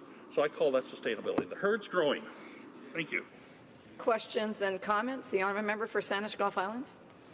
Speaker, and to my friend from Yellowhead, Madam Speaker, I wasn't able to put a question to him after a particularly moving address, which I think is relevant to the topic of sustainable development, that he gave to this House a few days ago, and it included an anecdote about, I believe, his grandfather putting mud directly from the land into an open wound from a farming accident. And I wanted to share with the honourable member for Yellowhead, I found that very moving and also very profound in his grandfather's connection to the land. I did want to ask him, though, very specifically, and I also want to thank him for his role as vice chair of the Environment Committee, because it certainly is a unanimous report that has led to these amendments that we have before us today. So my question is to him to say, what in the work of a sustainable development strategy for a whole of government approach, can he see ways in which procurement by government agencies can advance sustainable development through the government's purchasing powers? The honourable member for Yellowhead. Thank you, Madam Chair, and I'd like to thank the honourable member from Saanich Islands. It's a beautiful part of the world. I lived there for several years and know it very well. I believe it's very important that government invest in sustainability. That government, I encouraged during our committee report, as did I think the whole committee, because it was unanimous, that we need to put a special fund aside, a federal government fund, that's there if we have the opportunity to pick up land that may be very crucial for the sustainability of maybe the animals in the area. It may, maybe industry might be affected by something, and I'll just refer to, I mean, we have a lot of concerns in Canada about the caribou situations in a number of areas. But there are a lot of, the caribou, which is an endangered species in certain areas, could be affected by industry. And I believe that government could work with industry, maybe to buy out the land that they may have some rights to. It's very important that there is a fund that we can take to pick up more protected lands in Canada. Thank you. Questions and comments? Questions et commentaires. The Honourable Parliamentary Secretary to the Government House Leader. Yes, thank you, Madam Speaker. There's a number of comments that the member has made that I think are very respectful and actually I appreciate. There are some of the others, when the member makes reference, for example, he spent a lot of time on our grandchildren, and I've been blessed thus far to have two, and hopefully there'll be more, but that's not up for me to make that decision. But having said that, Madam Speaker, you know, I look at, yeah, there is a big difference between this government and the former government. The member talked about, in inference, the issue of pipelines and natural resources. And we have had a policy that's been put into place that takes into consideration the different stakeholders, the environment, and the importance of economic development. And we have seen tangible results from a known process that everyone seems to respect and want to move forward on. In fact, we've had pipelines that have actually been approved under that system. So my question to the member opposite is, you know, thinking in terms of wanting being true to his words, that if you take a look at that process in the approval of pipelines, would the member not agree that we are, in fact, on the right road in terms of ensuring that we have balance between the development of our energy sector and protecting our environment for generations to come? The Honourable Member for Yellowhead.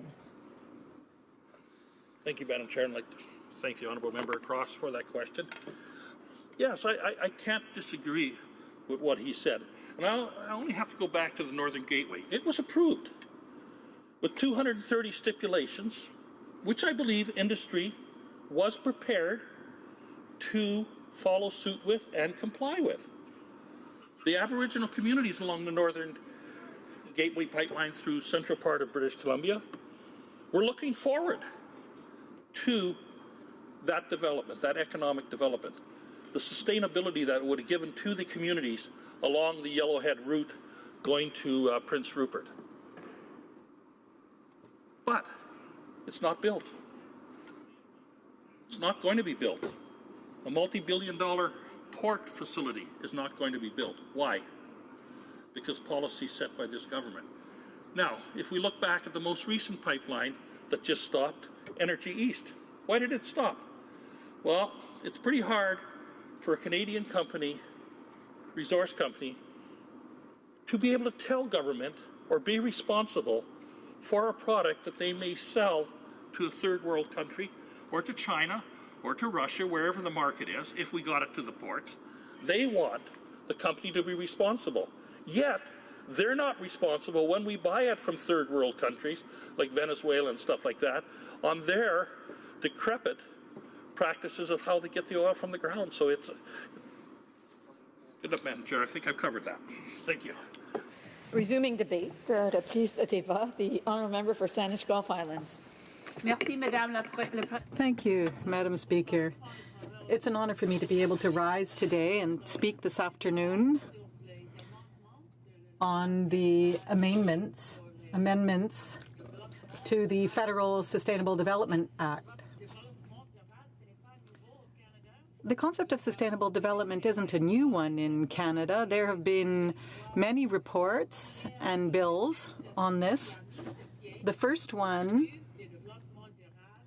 on sustainable development was in 1995 with amendments brought forward by the Auditor General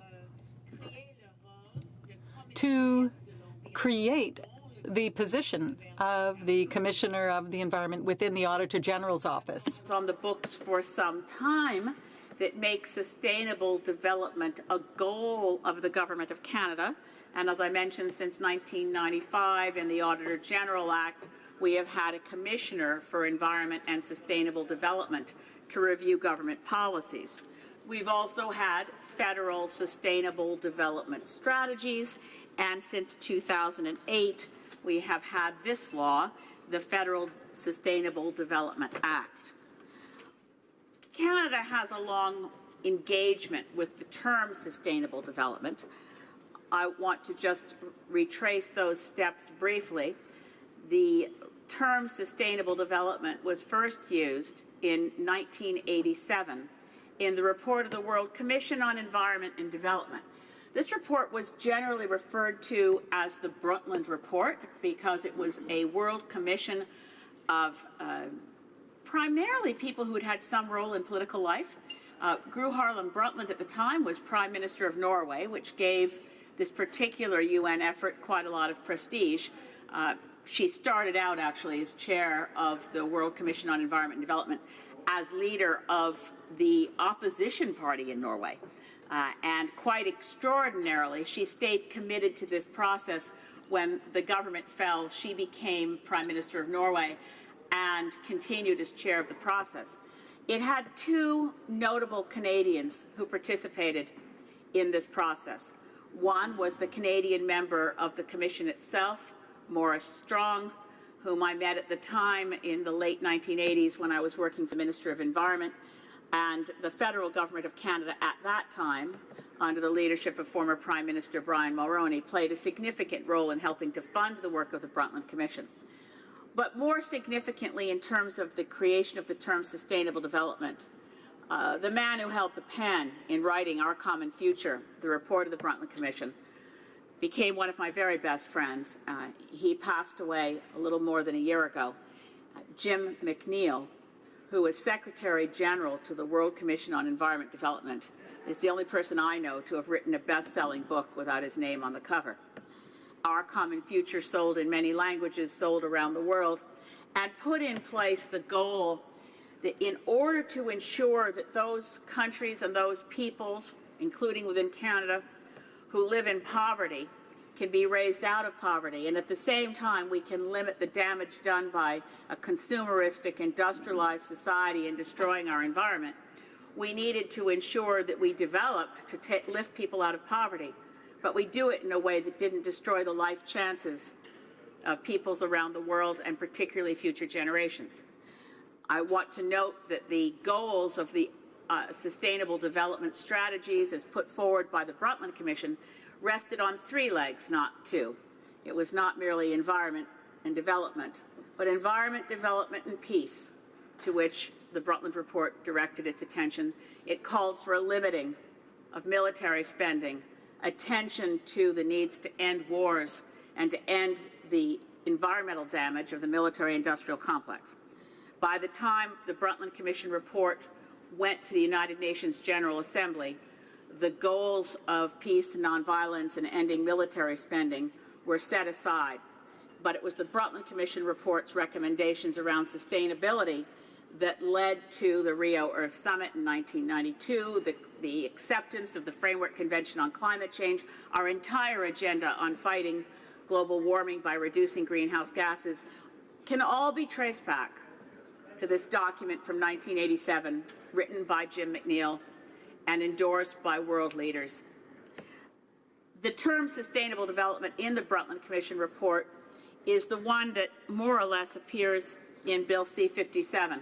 There were a number of definitions, in fairness, within the Brundtland Commission report, Our Common Future, but the one that seemed to achieve the most salience was, and it appears in somewhat changed form as a principle within a number of principles in this revised act, le principe selon lequel the principle of sustainable development being based on rational use of natural resources, social resources, and economic resources, and the necessity on the part of the Government of Canada to make any decisions based on environmental, economic, and social factors.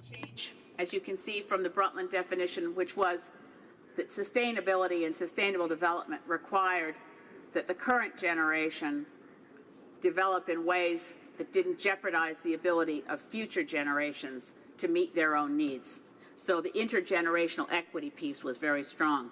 Intergenerational equity then appears in the second part of Principle 5 under this Act, that it is important to meet the needs of present generations without compromising the ability of future generations to meet their own needs. So in taking this forward, the Act is broken apart in two pieces, but I don't think it's done damage to the concept.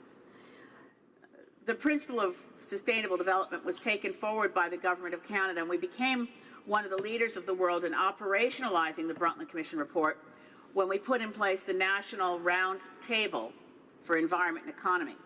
This was the primary mechanism of the Government of Canada in ensuring sustainability. It was brought in under former Prime Minister Brian Mulroney. The act on which it was based was repealed in Bill C-38 in the spring of 2012 in the Omnibus Budget Bill, bulldozed through by former Prime Minister Stephen Harper. I don't know how many people even remember that that's how the National Roundtable on Environment and Economy was eliminated, because that bill touched over 70 different laws and ran to over 400 pages. So people could be forgiven for forgetting the various pieces and how they bulldozed forward. This piece of legislation comes at a good time. We just received, on the 3rd of October 2017, the recent report on the part of Julie Galfin, who is currently the Commissioner of the Environment in the Office of the Auditor General, came out. She put out a very serious report. She said that it is clear that the current government, like past governments, stands no chance whatsoever of achieving targets that were set to reduce greenhouse gas emissions. She said quite clearly that climate change is one of the greatest issues of the 21st century, and it will require a global approach on the part of governments. Now is the time to move from planning to acting. So it is clear now that time is pressing, and the government and everyone actually all over the world are now in a situation that is urgent. Climate change now becomes more serious every single day. And we don't have that action happening. We haven't acted, and we're not acting to reduce greenhouse gas emissions. We have plans, and I think the will is there. I think that the current government is willing to reduce greenhouse gas emissions, but it is clear, according to the Commissioner of the Environment, that we're not acting enough. Development strategy that was working, that touched all aspects of government, we would have a response to the single greatest threat to our future in climate change. This bill, and I support this bill, creates an opportunity that perhaps is more significant than members in this place realize as we debate this bill and take it forward to committee. The opportunity is here, and based, again, I want to thank the Parliamentary Standing Committee on Environment and Sustainable Development for its report in June of 2016. Most of the committee's recommendations, and the recommendations were unanimous, most of the committee's recommendations are coming forward in this bill. I will pause to note some that are not. But the committee did good work, having heard from many witnesses. One witness, I have to say, who's I'm very proud to say is one of my constituents, one of Canada's leading experts in environment and sustainable development, Professor David Boyd, described the current bill as a disaster. Well, I want to go back and say, as I did in earlier questions and comments, that the Sustainable Development Bill that came forward in 2008 was based on a private member's bill from a member of the opposition, a Liberal member of Parliament, a former cabinet minister in the government of the former Prime Minister Paul Martin, and a very dedicated parliamentarian, very committed to climate action, and a dear friend of mine. So I mean no criticism of the Honourable John Godfrey when I say that the current bill is too weak.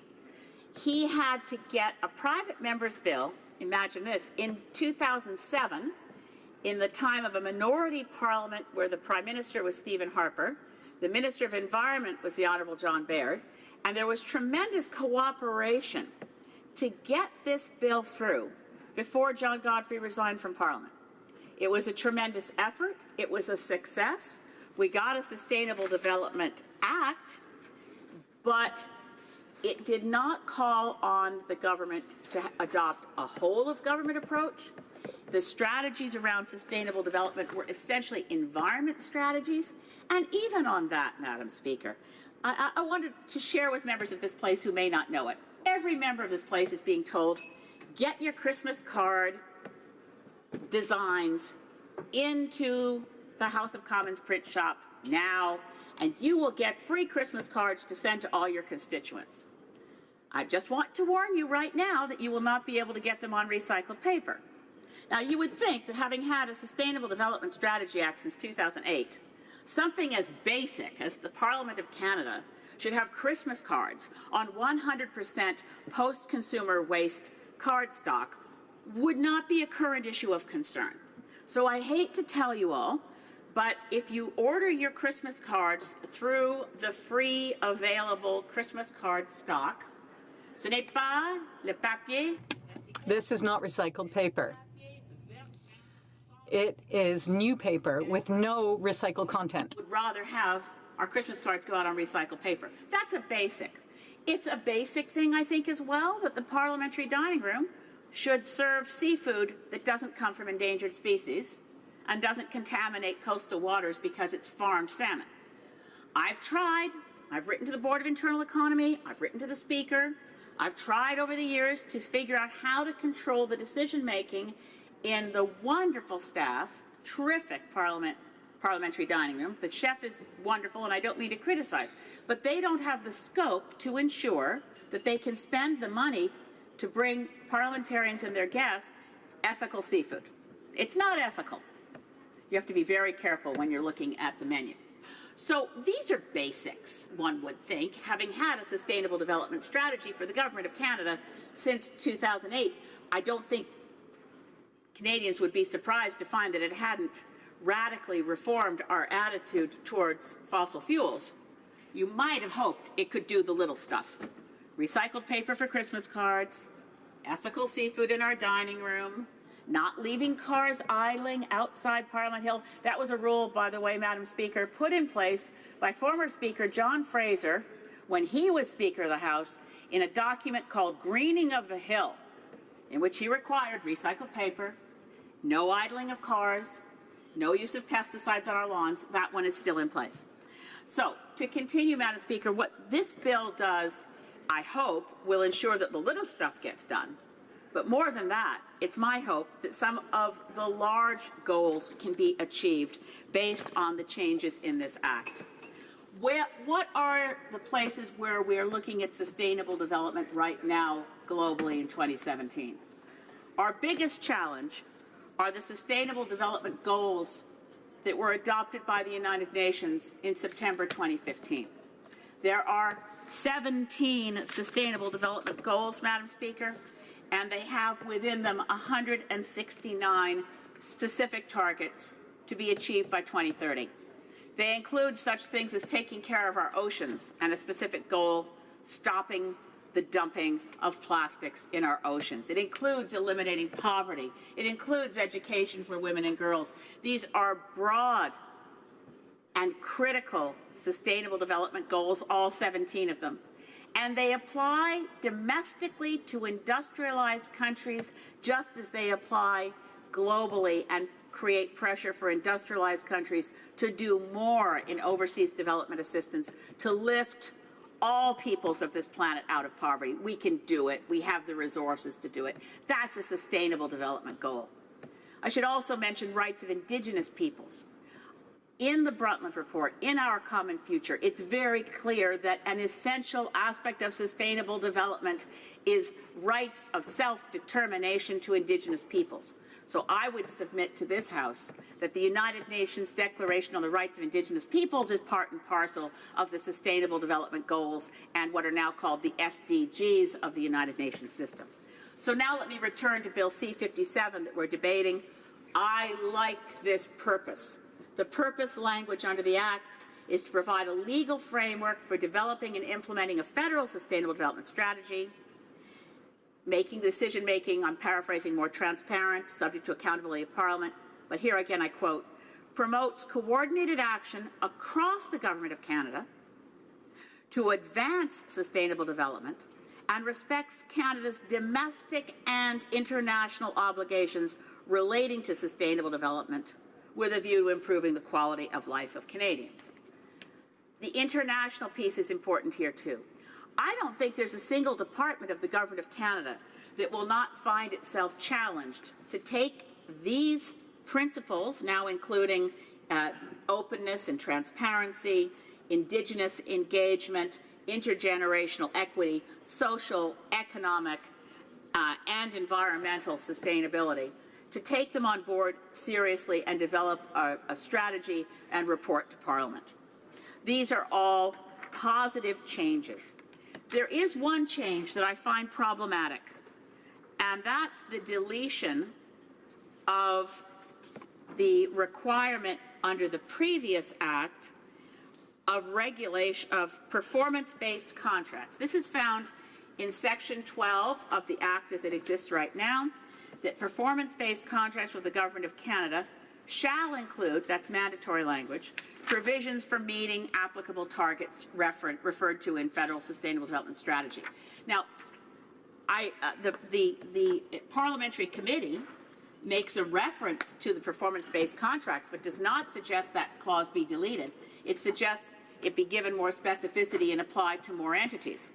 So I find it a little disturbing that having done such a good job overall in drafting amendments to C-57, that performance-based contracts are removed, and instead a very, I have to say, well, one of my law professors always used to refer to something like this as having a lot of weasel words.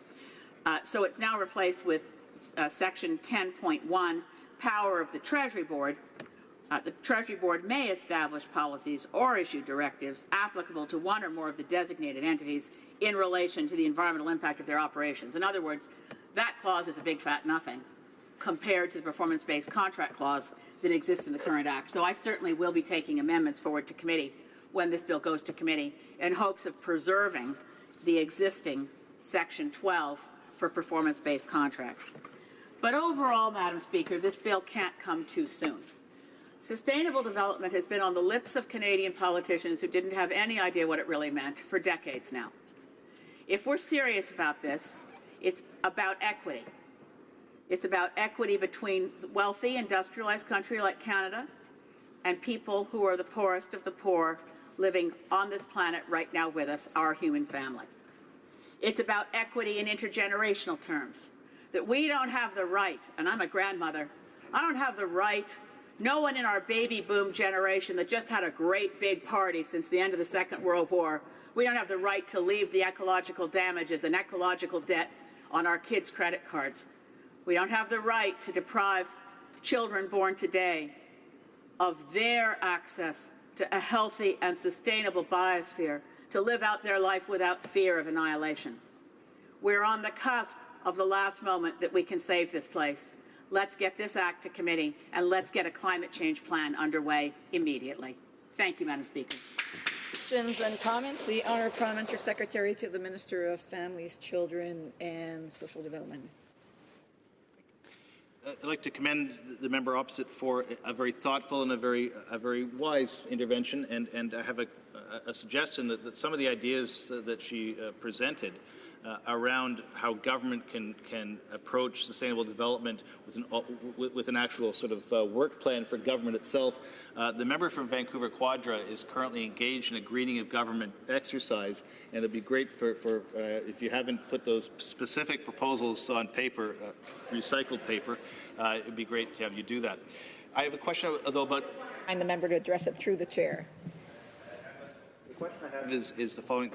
We are also involved as a country in supporting the Sustainable Development Goals on the international level. And I was wondering what advice the member might have for things we can do practically to support other countries as they too decide to engage in Sustainable Development Goals. And we leave that era of thinking that all progress is good progress, that era of thinking that said, you know, if you build an expressway in downtown Toronto, it's good because it's jobs, even though you destroy the city, wipe out the local economy, pollute the air, and displace low-income populations. A policy, by the way, the CCF supported, curiously enough. But I'm just curious if she has advice for us on what we can do to support other countries as they embrace Sustainable Development Goals. The Honourable Member for Saanich Gulf Islands. Very briefly, Madam Speaker, I think we should lead by example. They won't believe us if we tell them what to do and we're not doing it. And it's always been very clear that development has to be, we have to treat the earth as a, we have to live off the earth's interest. We can't dig into the capital.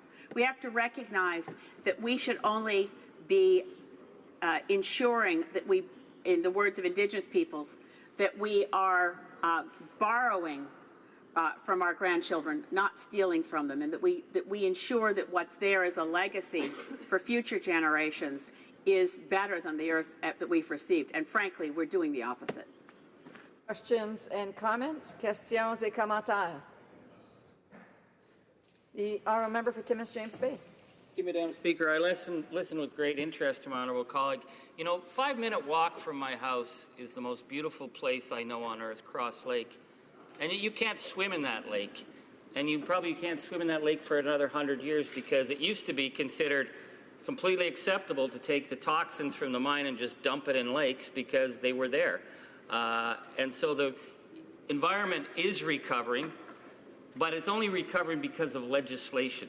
Nobody did this, made this happen voluntarily. It was legislation. I'd like to ask my honourable colleague about the necessity to ensure that we have strong legislation to protect not just our water, but our air as well. The Honourable Member for Saanich Gulf Islands.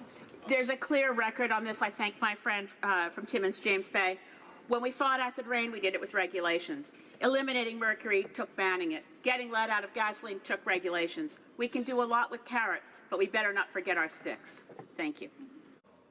Questions and comments? The Honourable Member for Courtney Alberni. No? Oh, sorry. Questions and comments? Resuming debate. Reprise de débat.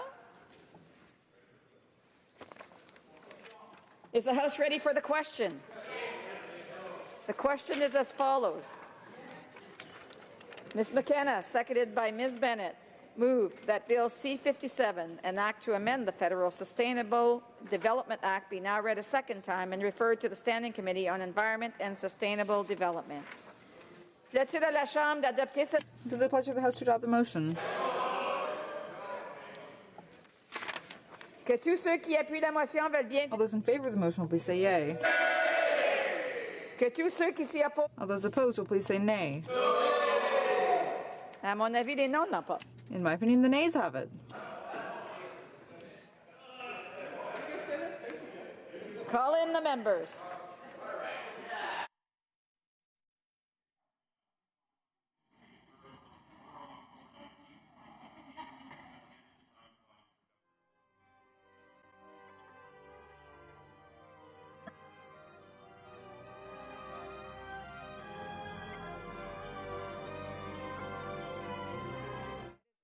Government orders.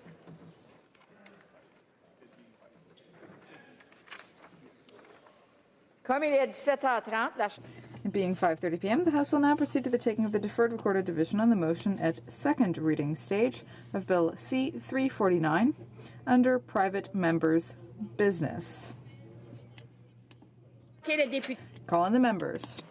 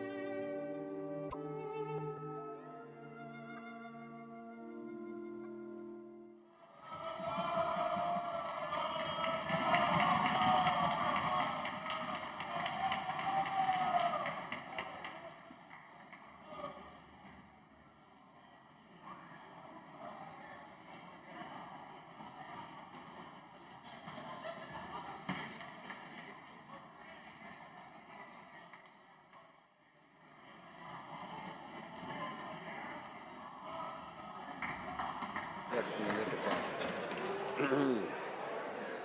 La question est la... The question is as follows. Order, please. Monsieur Fortin. Mr. Fortin, seconded by Mr. Beaulieu, moved that Bill C-349, an act to amend the criminal code and to make consequential amendments to other acts, criminal organization, be now read a second time and referred to the Standing Committee on Justice and Human Rights. All those at my left in favor of the motion will please rise. Monsieur Fortin. Cinquième rangée à ma gauche. Monsieur Plamondon. Monsieur Plamondon. Monsieur Marcil. Monsieur Marcil. Madame Posé. Madame Posé. Monsieur Beaulieu. Monsieur Beaulieu. Monsieur Barcelou-Duval. Monsieur Barcelou-Duval. Madame Gill. Madame Gill. Monsieur Boudria. Monsieur Boudria. Ms. May Sanesh-Golfalans. Ms. May Sanesh-Golfalans. Gauche. All those at my... Janice. Troisième rangée à ma gauche. Third row to my left. Madame Boucher. Deuxième rangée à ma gauche. Second row to my left. Monsieur Paulus. Monsieur Berthold. Monsieur Berthold. Première rangée à ma gauche. First row to my left. Monsieur Blaney-Bellechasse, les Chemin-Lévis. Monsieur Blaney-Bellechasse, les Chemin-Lévis. Monsieur Reyes. Monsieur Reyes. Que tout ça... Ah, wait a minute. Okay, back to Mr. Motz. Back to Mr. Motz. En faveur. Monsieur Généreux. Monsieur Généreux. Monsieur Gourde. Monsieur Gourde. Que tout ça à ma... All those at my right in favor of the motion will please rise. Fifth row. Quatrième rangée. Fourth row to my right. Troisième rangée à ma droite. Third row at my right. Second row at my right. First row at my right. Que tout ça à ma gauche. All those at my left opposed to the motion will please rise. Fifth row. Order. Ms. Ing. Ms. Ing. Mr. Tutu. Mr. Tutu. Mr. Stanton. Mr. Stanton. Mr. McKenzie. Mr. McKenzie. Mr. Yordega. Mr. Yordega. Mr. Eglinski. Mr. Eglinski. Mr. Diot. Mr. Diot. Mr. Kitchen. Mr. Kitchen. Mr. Calkins. Mr. Calkins. Mr. Leipert. Mr. Leipert. Mr. Macaulay Edmonton West. Mr. Macaulay Edmonton Mr. West. Shields. Mr. Mr. Vierson. Mr. Vierson. Mr. Waugh. Mr. Waugh. Mr. Weber. Mr. Weber. Mr. Benson. Mr. Benson. Mrs. Kuzi. Mrs. Kuzi. Quatrième rangée en Fourth row at my left. Mr. Zaid. Madame Fortier. Madame Fortier. Madame Lambropoulos. Madame Lambropoulos. Mr. Trost. Mr. Trost. Mrs. Gallant. Mrs. Gallant. Mr. Falk. Mr. Falk. Mr. Shipley. Mr. Shipley. Mr. Van Kesteren. Mr. Van Mr. Kesteren. Lake. Mr. Lake. Ms. Leach. Ms. Leach. Mr. Lobb. Mr. Law. Mr. Albrecht. Mr. Mr. Albrecht. Dreeshen. Mr. Dreeshen. Mr. Zimmer. Mr. Zimmer. Mr. Holbach. Mr. Mr. Holbach. McGuire. Mr. McGuire. Mr. Cooper. Mr. Cooper. Mr. Clark. Mr. Clark. Ms. Benson. Ms. Benson. Mr. Weir. Mr. Weir. Mr. Duval. Mr. Duval. Mr. Cannings. Mr. Cannings. Mr. Johns. Mr. Johns. Ms. Ramsey. Ms. Ramsey. Ms. Malcolmson. Ms. Malcolmson. Ms. Jolibois. Ms. Jolibois. Ms. Blaney, North Island, Powell River. Ms. Blaney, North Island Power River. Ms. Hardcastle. Hardcastle. Madame Hughes. Madame Hughes. troisième rangée. Third row at my left. Monsieur Vandal. Mr. Van Ms. Dam. Vanden Bell. Ms. Vanden Mr. Whalen. Mr. Whalen. Mr. Tilson. Mr. Mr. Tilson. Warwa. Mr. Mr. Warwa. Sopak. Mr. Sopak. Mr. Sorensen. Mr. Sorensen. Mr. Brown. Mr. Brown. Mr. Richards. Mr. Richards. Mr. Carey. Mr. Carey. Mr. Lukiski. Mr. Lukiski. Mr. Nader. Mr. Nader. Mr. Broussard. Mr. Broussard. Mr. Generou. Mr. Generou. Mr. Anderson. Mr. Anderson. Mrs. Wagenthal. Mrs. Wagenthal. Mr. Soroya. Mr. Soroya. Mr. Stewart. Mr. Stewart. Ms. Kwan. Ms. Kwan. Monsieur Aubin. Monsieur Aubin. Monsieur Nantel. Monsieur Nantel. Madame Quash. Madame Quash. Monsieur Saganache. Mr. Saganache. Madame Brosseau. Madame Brosseau. Mr. Blakey. Mr. Blakey. Monsieur Choquette. Mr. Choquette. Deuxième rangée. Second row at my left. Barra. Mr. Tan. Mr. Tan. Mr. Nuttall. Mr. Nuttall. Mr. Doherty. Mr. Doherty. Mr. Barlow. Mr. Barlow. Mr. Chong. Mr. Chong. Mr. Reed. Mr. Reed. Mr. Warkington. Mr. Warkington. Mr. Straw. Mr. Straw. Mrs. Stubbs. Mrs. Stubbs. Ms. Harder. Ms. Harder. Mrs. Vecchio. Mrs. Vecchio. Mrs. Wong. Mrs. Wong. Mr. Abutaif. Mr. Aboutaif. Mr. Kelly. Mr. Kelly. Ms. Gladue. Ms. Gladue. Mr. Garrison. Mr. Garrison. Madame Boutin-Sweet. Madame Boutin-Sweet. Ms. Matheson. Ms. Matheson. Monsieur Dubé. Monsieur Dubé. Madame Laverdière. Madame Laverdière. Mr. Davies. Mr. Davies. Monsieur Dussault. Monsieur Dussault. Premier rangée. First row at my left. Mr. Allison. Mr. Allison. Mr. Bazan. Mr. Bazan. Mr. Kent. Mr. Kent. Ms. Bergen. Mr. Ms. Bergen. Mr. Shear. Mr. Shear. Mr. Poiliev. Mr. Poiliev. Mr. Fast. Mr. Mr. Fast. Bernier. Mr. Bernier. Mrs. McLeod. Kamloops Thompson Caribou. Mrs. McLeod, Camouche, Thompson, Caribou. Mrs. Block. Mrs. Block. Mr. Clement. Mr. Clement. Mr. Van Loan. Mr. Van Loan. Monsieur Caron. Monsieur Caron. Mr. Rankin. Mr. Rankin. Mrs. Duncan Edmonton Strathcona. Ms. Duncan Edmonton Strathcona. Mr. Christopherson. Mr. Christopherson. Mr. Angus. Mr. Mr. Angus. Cullen. Mr. Cullen. Mr. Massey, Windsor West. Mr. Massey, Windsor West. À ma droite. All those at my right opposed to the motion will please rise. Fifth row. Mr. Johari. Mr. Johari. Ms. Khalid. Ms. Khalid. Madame Lapointe. Madame Lapointe. Monsieur Lefebvre. Monsieur Lefebvre. Monsieur Lemieux. Monsieur Lemieux. Mr. Levitt. Mr. Levitt. Mr. Long. Mr. Long. Mr. Longfield. Mr. Longfield. Ms. Ludwig. Ms. Ludwig. Mr. Maloney. Mr. Maloney. Monsieur Massey, Avignon, le Métis, Matane, Matapédia. Mr. Massey, Avignon, la Métis, Matane, Matapédia. Mr. May Cambridge. Mr. May Cambridge. Mr. McDonald. Mr. McDonald. Mr. McKinnon, Coquitlam, Port Mr. Coquitlam. McKinnon, Coquitlam, Port Coquitlam. Mr. McLeod, Northwest Territories. Mr. McLeod, Northwest Territories. Mr. Morrissey. Mr. Morris. Madame Nassif. Madame Nassif. Mr. Oliver. Mr. Oliver. Monsieur Willett. Monsieur Willett. Mr. Peterson. Mr. Peterson. Mr. Picard. Mr. Picard. Mr. Robillard. Mr. Robillard. Mr. Rumi. Mr. Rumi. Mr. Sahota. Mr. Sahota. Mr. Saini. Mr. Saini. Mr. Sanson. Mr. Sanson. Mr. Sanga. Mr. Senga. Mr. Sarai. Mr. Sarai. Mrs. Schultz. Mrs. Schultz. Monsieur Serre. Mr. Serre. Madame Shanahan. Madame Shanahan. Mr. Sheehan. Mr. Sheehan. Mr. Sidhu. Mission Masquerade Fraser Canyon. Mr. Sidhu, Mr. Massey, Fraser Canyon. Mr. Sikand. Mr. Sikan. Mr. Sorbera. Mr. Sobera. Rangée à ma Fourth row at my right.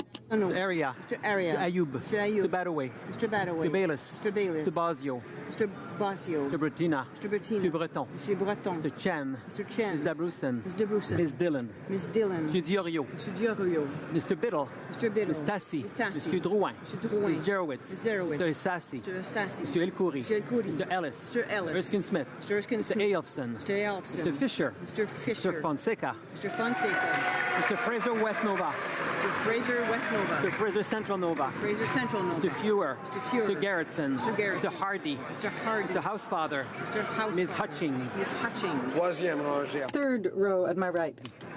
Ms. Ratanzi. Mr. Virani. Mr. Virani. Ms. Goldsmith-Jones. Goldsmith-Jones. Mr. Fillmore. Mr. Fillmore. Mr. Algabra. Mr. Algabra. Mr. Corsi. Mr. De Corsi. Mr. Beach. Mr. Beach. Ms. Rudd. Ms. Rudd. Mr. Duguid. Mr. Duguid. Mr. Miller, Ville-Marie, le sud-ouest, île des Sœurs. Mr. Miller, Ville-Marie, le sud-ouest, île des Sœurs. Mr. Lamoureux. Mr. Lamoureux. Mr. McKinnon-Gatineau. Mr. McKinnon-Gatineau. Mrs. McCrimmon. Mrs. McCrimmon. Mr. Lightbound. Mr. Lightbound. Mr. Vaughn. Mr. Vaughn. Mr. Mendocino. Mr. Mendocino. Mr. Poisson. Mr. Poisson. Ms. Young. Ms. Young. Mr. Jesnevsky. Mr. Jesnevsky. Mr. Dhaliwal. Mr. Dhaliwal. Mr. Pesky-Solido. Mr. Pesky-Solido. Madame Mendes. Madame Mendes. Mr. Oliphant. Mr. Oliphant. Monsieur Dubourg. Monsieur Dubourg. Mr. Aldegg. Mr. Aldegg. Ms. Allislev. Ms. Allislev. Mr. Amos. Mr. Amos. Mr. Anandasangari. Mr. Anandasangari. Ranger à ma droite. Second row at my right. Ms. Groh. Ms. Crow. Monsieur Lauzon, Argenteuil, la petite nation. Monsieur Lauzon, Argenteuil, la petite nation. Mrs. Romanado. Mrs. Romanado. Monsieur Rioux. Monsieur Rioux. Mr. Blair. Mr. Blair. Mr. Holland. Mr. Mr. Holland. Casey Charlottetown. Mr. Casey Charlottetown. Mr. Leslie. Mr. Leslie. Ms. Gould. Ms. Gould. Mr. Carr. Mr. Carr. Ms. Monsef. Ms. Monsef. Monsieur Rodriguez. Monsieur Rodriguez. Mr. Sohi. Mr. Sohi. Monsieur Garneau. Monsieur Ms. Garneau. Duncan, Etobicoke North. Ms. Duncan, Etobicoke North. Monsieur Dubourg. Monsieur Duclos, pardon. Monsieur Duclos. Ms. Murray. Ms. Murray. Mrs. Cesar Chavan. Mrs. Cesar Chavan. Monsieur Cormier. Monsieur Cormier. Mr. Wilkinson. Mr. Wilkinson. Monsieur Lemaitre. Monsieur Lemaitre. Mr. Cosner. Mr. Cosner. Ms. Jones. Ms. Jones. Mr. Rosnack. Mr. Rosnack. Mr. Eiking. Mr. Eiking. Mr. Bagnall. Mr. Bagnall. Mr. Scarpalegia. Mr. Scarpalegia. Ranger à ma droite. Mr. First row to my right. Reagan. Mr. Reagan. Mr. Sajan. Mr. Sajan. Ms. Petit-Pas-Taylor. Ms. Petit-Pas-Taylor. Mr. Champagne. Monsieur Champagne. Mr. Leblanc. Monsieur Leblanc. Mr. Chager. Ms. Ms. Chaser. Qualtrough. Ms. Qualtrough. Mr. Bryson. Mr. Bryson. Ms. Wilson-Raybould. Ms. Wilson Mr. Raybould. Macaulay Cardigan. Mr. Macaulay Cardigan. Madame Le Boutillier. Madame Le Boutillier. Madame Bibot. Madame Bibot. Mr. Hussein. Mr. Hussein. Ms. McKenna. Ms. McKenna. Mr. Baines. Mr. Baines. Ms. Haidu. Ms. Haidu. Ms. Bennett. Ms. Bennett. Mrs. Philpott. Mrs. Philpott. Ms. Mahichuk. Ms. Mr. Mahichuk. Casey Cumberland Colchester. Mr. Casey Cumberland Colchester. Ms. Fry. Ms. Fry. Mr. Mickey. Mr. McKay.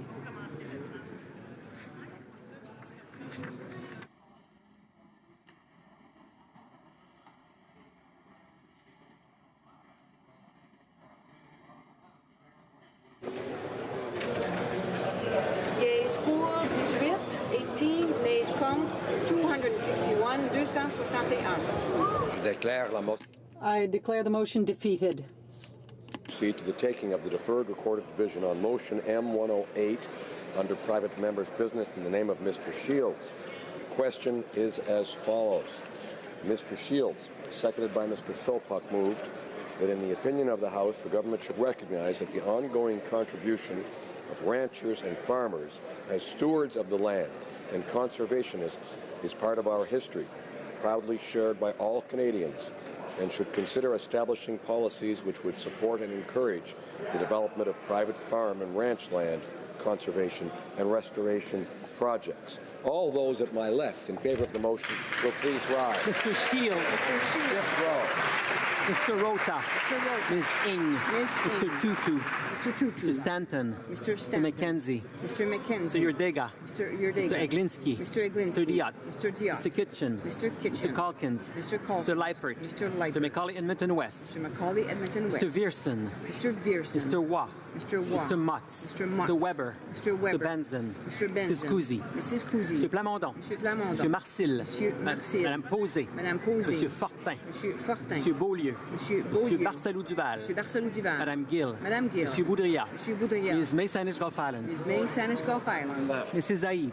Mrs. Zaid. Madame Fortier. Madame Fortier. Madame Lambropoulos. Madame Lambropoulos. Mr. Trost. Mr. Trost. Mrs. Gallant. Mrs. Gallant. Mr. Fogg. Mr. Fogg. Monsieur Généreux. Monsieur Généreux. Monsieur Gourde. Monsieur Gourde. Mr. Shipley. Mr. Shipley. Mr. Van Kesteren. Mr. Van Kesteren. Mr. Lake. Mr. Lake. Ms. Leach. Ms. Leach. Mr. Jennis. Mr. Jennis. Mr. Lobb. Mr. Lobb. Mr. Albrecht. Mr. Albrecht. Mr. Dreeshen. Mr. Dreeshen. Mr. Zimmer. Mr. Zimmer. Mr. Holbach. Mr. Mr. Holbach. McGuire. Mr. McGuire. Mr. Cooper. Mr. Cooper. Mr. Clark. Mr. Clark. Mr. Godin. Mr. Godin. Ms. Benson.